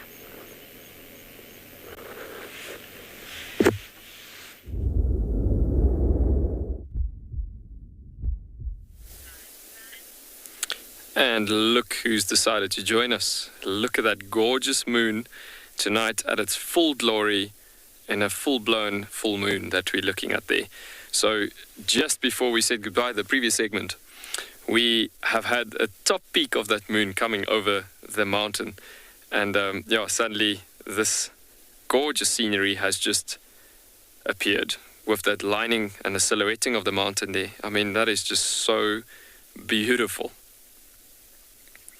So if we can zoom into that moon maybe a bit, we can see how gorgeous, stunning the colors are coming out there. If we take it even furthermore, you can see there's no cut-off edges of the shadow of the earth casting on the moon. So basically you're looking at a full-blown moonlight.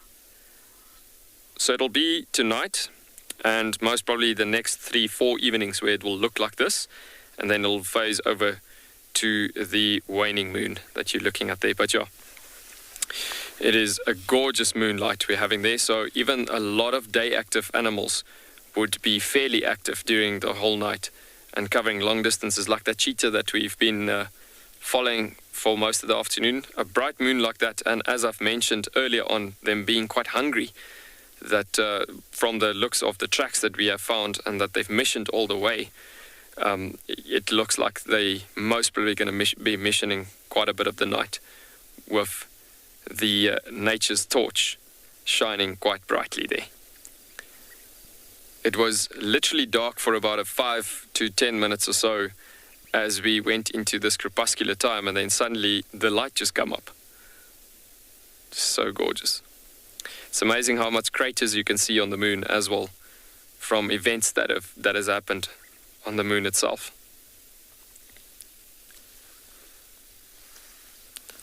So what I'm going to do is, I've got the spotlight in my hand at the moment, so I just want to scan over the waterhole, just quickly scan over this area and just see what we can see. We can hear there's a lot of Egyptian geese coming through, just on the base edge of the water there, trying to see if there's any movement coming through yet. But mostly geese and South African shell ducks that's landed as well. But doesn't look like, there's a couple of sandgrass. We're not going to shine too much light at them. Trying to figure out if there's any movement yet that has come through. And after this segment, we will most probably move back further north, see if we can get something on the way. But spending a bit more time here, see what we can see.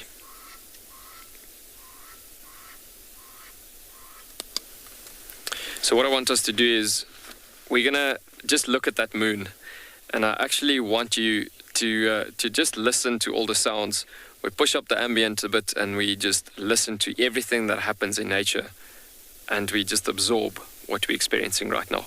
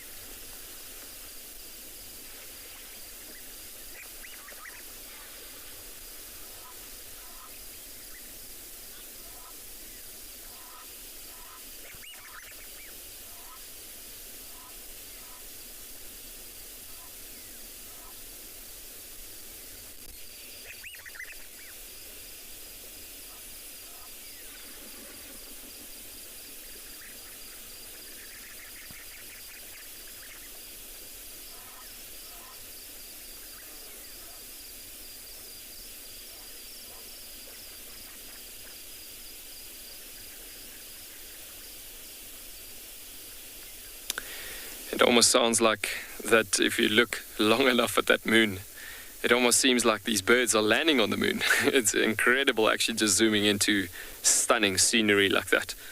But yeah, so gorgeous looking at the moon and just experiencing nature doing its own thing.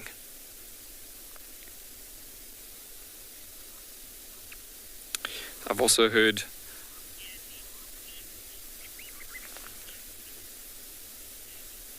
Gabby, you commenting that the craters on the moon looks like a crab. I can actually see that to the left-hand side, that what you're saying there is actually pretty true. Especially if you turn the moon upside down, you can see lots of other different pictures as well. Looking at the crater to the top right corner of the, three quarters to the top right of the moon, there's a lovely crater that you can see there on the moon as well.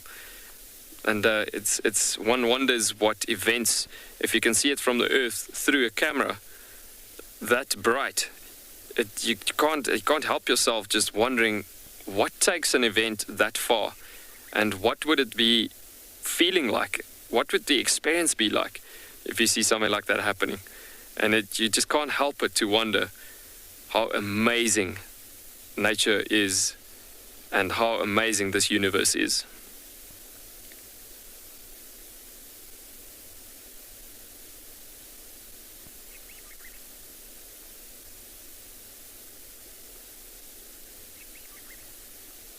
Can hear lots more sounds of the double-banded sandgrass calling about. I hope you guys have also heard of what we have heard with the stunning landing of the Egyptian geese landing on the water, and lots of different sounds that's just been arriving. It is so special. It's almost feeling like you can, while you're watching this moon, it's the same thing as just sitting here and closing your eyes and you just zone into nature. I mean, it is just so incredible.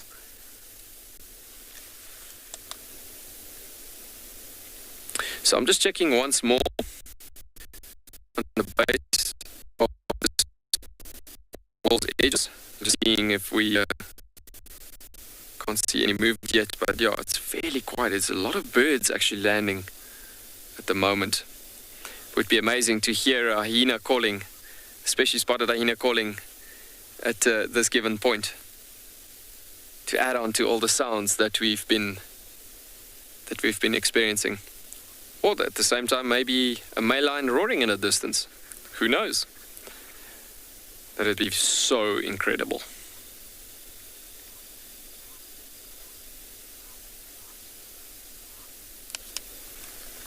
So there's nothing yet that I can see that's been coming through.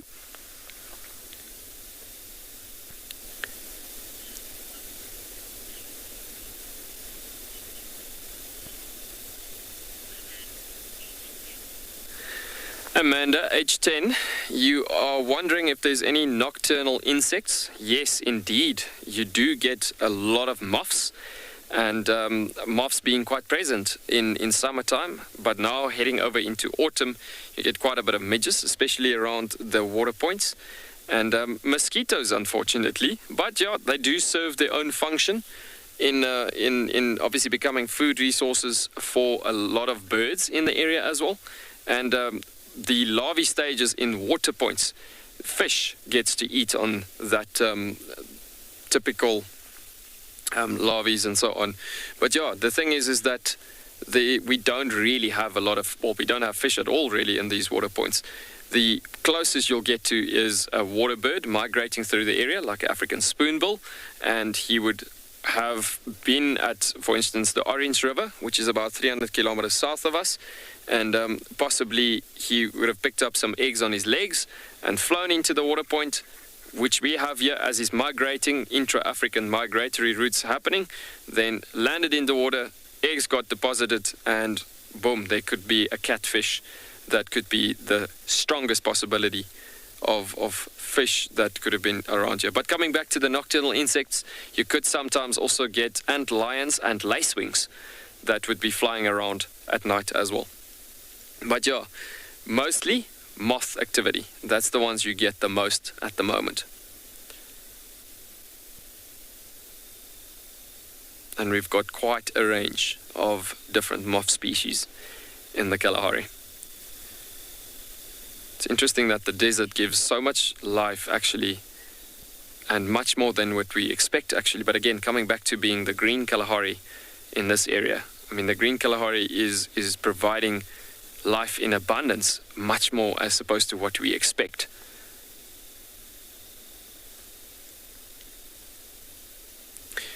BK, I think we can scan once more over the water here and just see if there's anything more coming through this area. But it was so lovely to just watch that moon have come across over the mountains and just scanning and listening to all of that. Okay, there's movement of an antelope of some sort coming through there, or an animal. Don't want to shine too much light if that is an antelope. Just want to make sure. I saw the eyes disappearing on the edge of the water point there.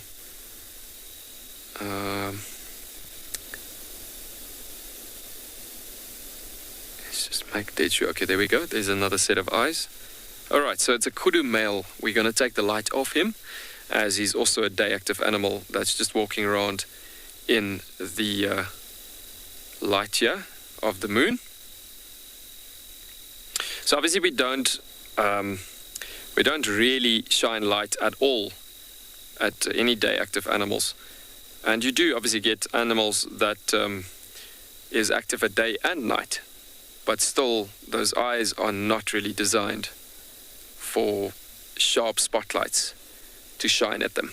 So out of a respect point of view, we generally would rather not shine any spotlight at them at night.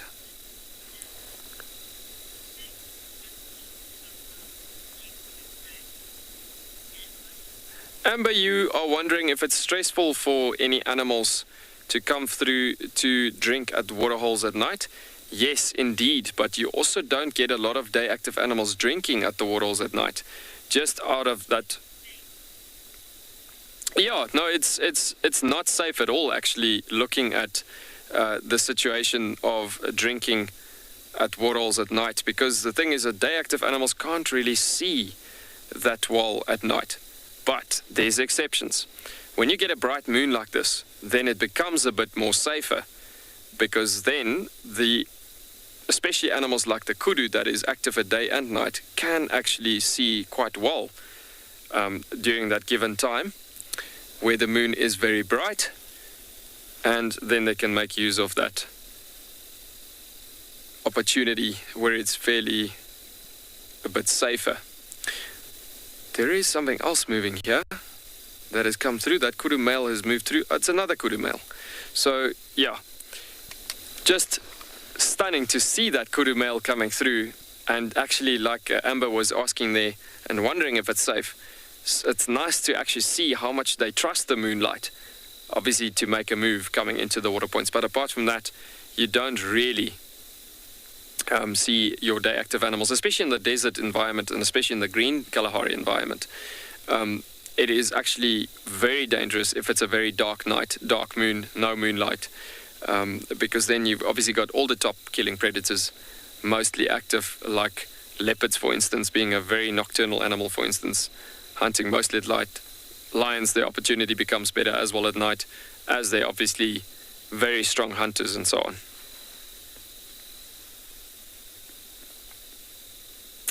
So Bika, I think we're going to take a turn, take a drive out of here. And let's see what else we can find, as it's getting a bit quieter here now. We can hear the sounds are dying out a bit for most of these animals that have come through. And the possibilities are that we might actually get animals on the route to the waterhole. But yeah, we could get some hyenas coming through as well. And we're going to send you in the meanwhile back over to Steve.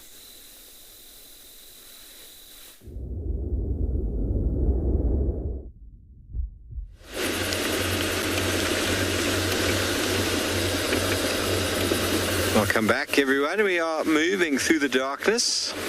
We just had another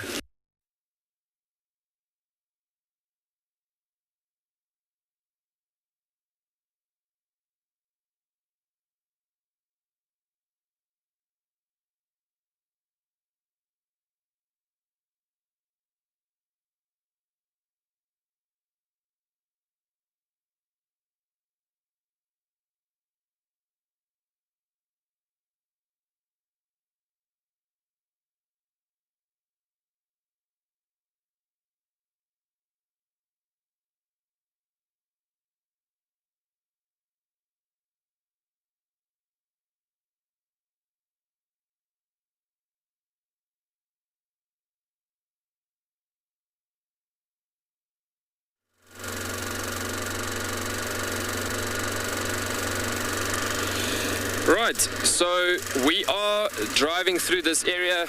We are just turning around and leaving the waterhole. So we might actually lose a bit of signal as we come through this area. It is quite a bit of a mountainous area as we drive through here. Let's just get some light on the object here. There we go.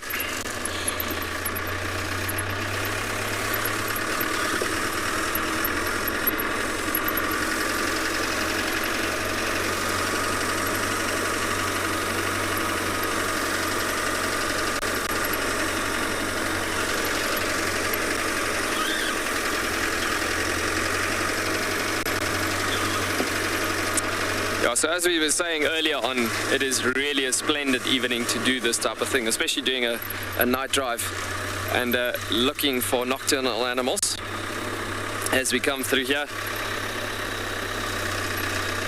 There's some lovely game trails coming through this area as well that could be linking to this waterhole, that are linking to the waterhole.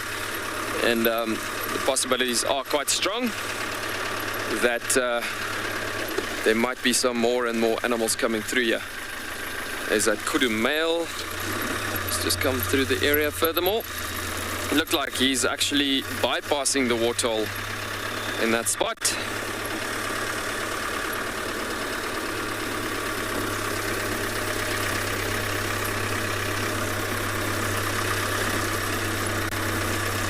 So Bika has just turned the camera's face a bit just to look on the side of the vehicle as well, looking for animals while I'm scanning with the spotlight.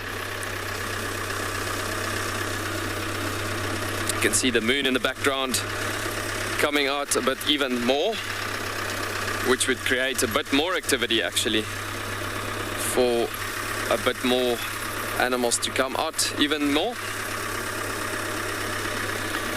Lots of lovely trees in this area.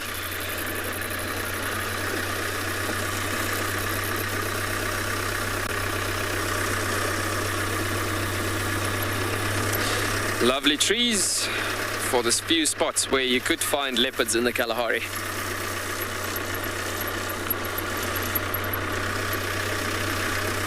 So there's not a very big leopard population out here, as leopards are very iconic to Kruger Park and those areas, the low-veld environment of South Africa, and even some parts of KwaZulu-Natal. But yeah, looking at the Kalahari, there's a few odd amount of leopards that you would find.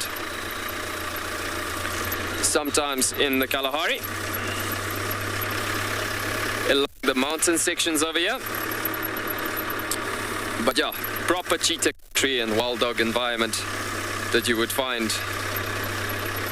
And we're gonna send you back over to Steve.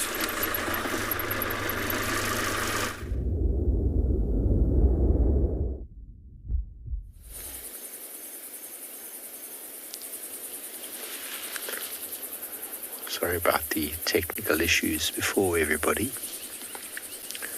We've got a couple of lovebirds all snuggled up on a branch. I can't see them myself, but they look like Natal spurfowl.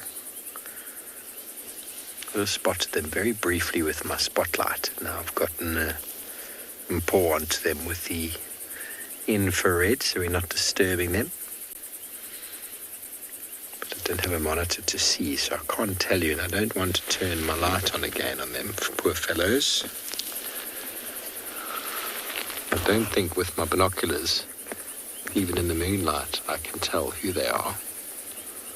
So if you know, fantastic, let me know. But there's definitely, I thought there was two. Is there two in Paul? Yeah. Does it have orange beak or black beak? Vehicle was in Ghana.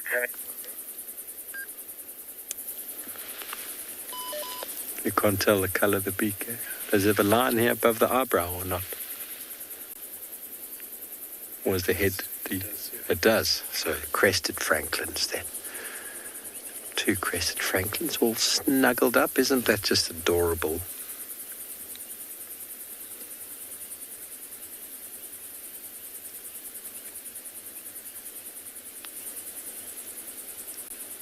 So even though they are not true passerines, meaning perching birds, these kinds of birds they've still got their back toe to enable them to perch. So off of the ground, away from predation for the most part. A small little tree, perfect place for them to spend the night.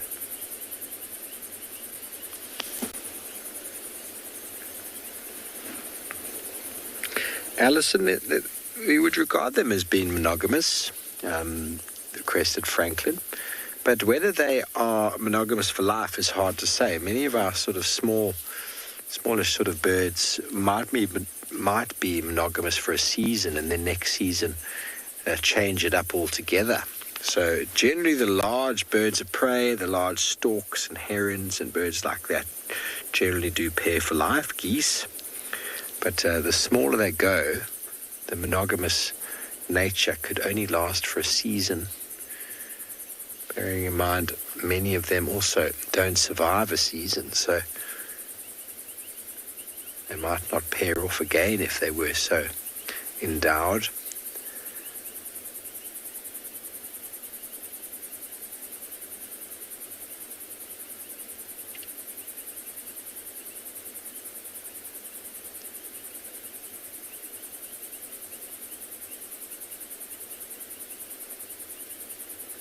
We were following the wild dogs earlier, and the francolin were just bursting out of the scenes all over the place. It actually helped us to know where they were.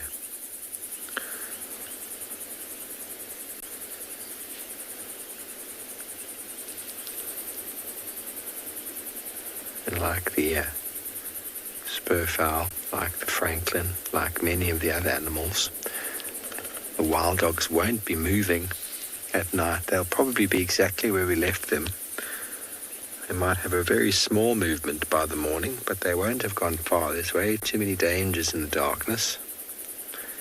Even though the moon is quite full, it's possible they could move in the moonlight, but I don't think they will.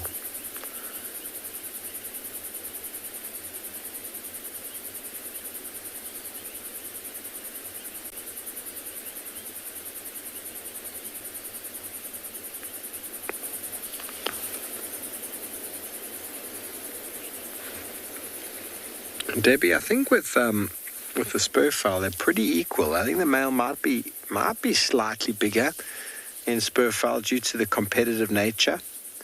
So definitely in the Swanson spur fowl, they are bigger. The crested Franklin, they should have a slight weight advantage, but it's not that noticeable.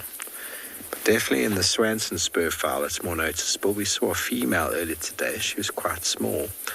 The male, not only is he bigger, but he's able to puff himself up to look a lot bigger. So I think they're slightly bigger, but in the crested Franklin, it's not easy to tell from size alone.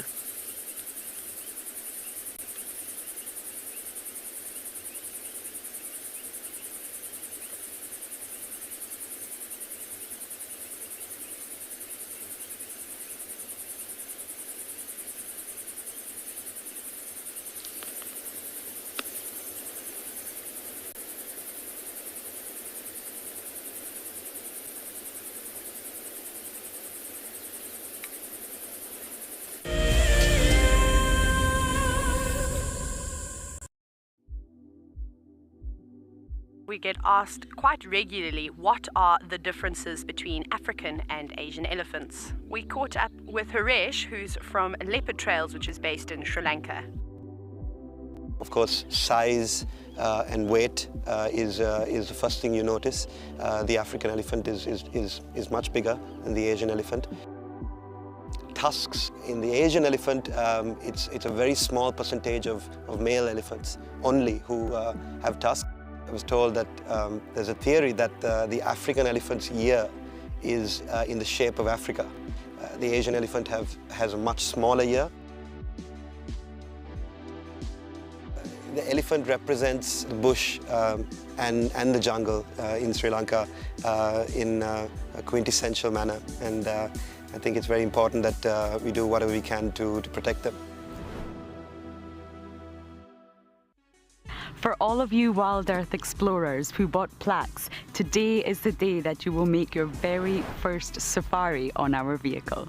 Because we are quite remote here in the bush, they have taken some time to arrive, but I am happy to say they are here and they look great. Marcel has spent the day attaching them. Let's take a look. Before we mount these nameplates, we just give a light dusting of green paint. This is to better match them to the color of the vehicles and also to decrease the reflectivity of the metal and thereby staying sensitive towards the animals. Bumbo crew, hopefully Dan Black, Liesel Apgar and Alicia George. Well, it's time for me to get ready to take you all on a safari. Let's go.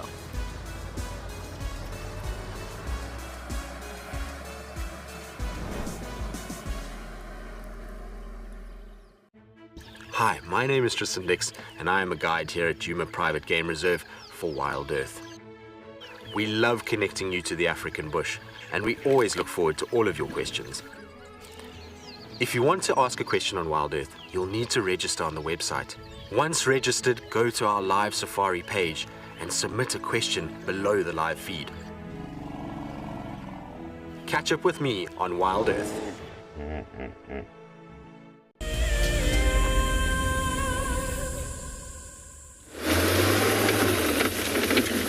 Hello everybody, we've left our birds to their cooing and loving there in the bush as we slowly make our way on home. You never know, there might be a last minute leopard in the road on the way back as we go past Vuitela Dam. There's always the potential. Gary Cutline here, great spot for Tingana to come wandering in.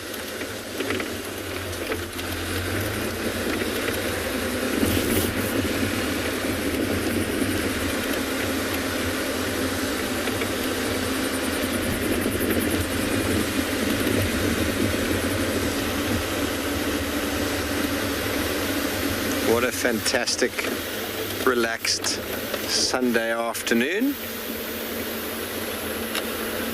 I've thoroughly enjoyed it. How about you and Paul? You've enjoyed it?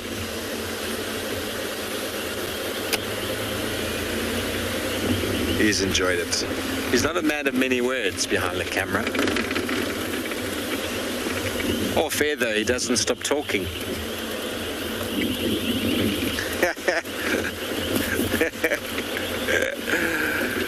Well, everybody, it's going to be one of those endings where I'm going to wish you farewell.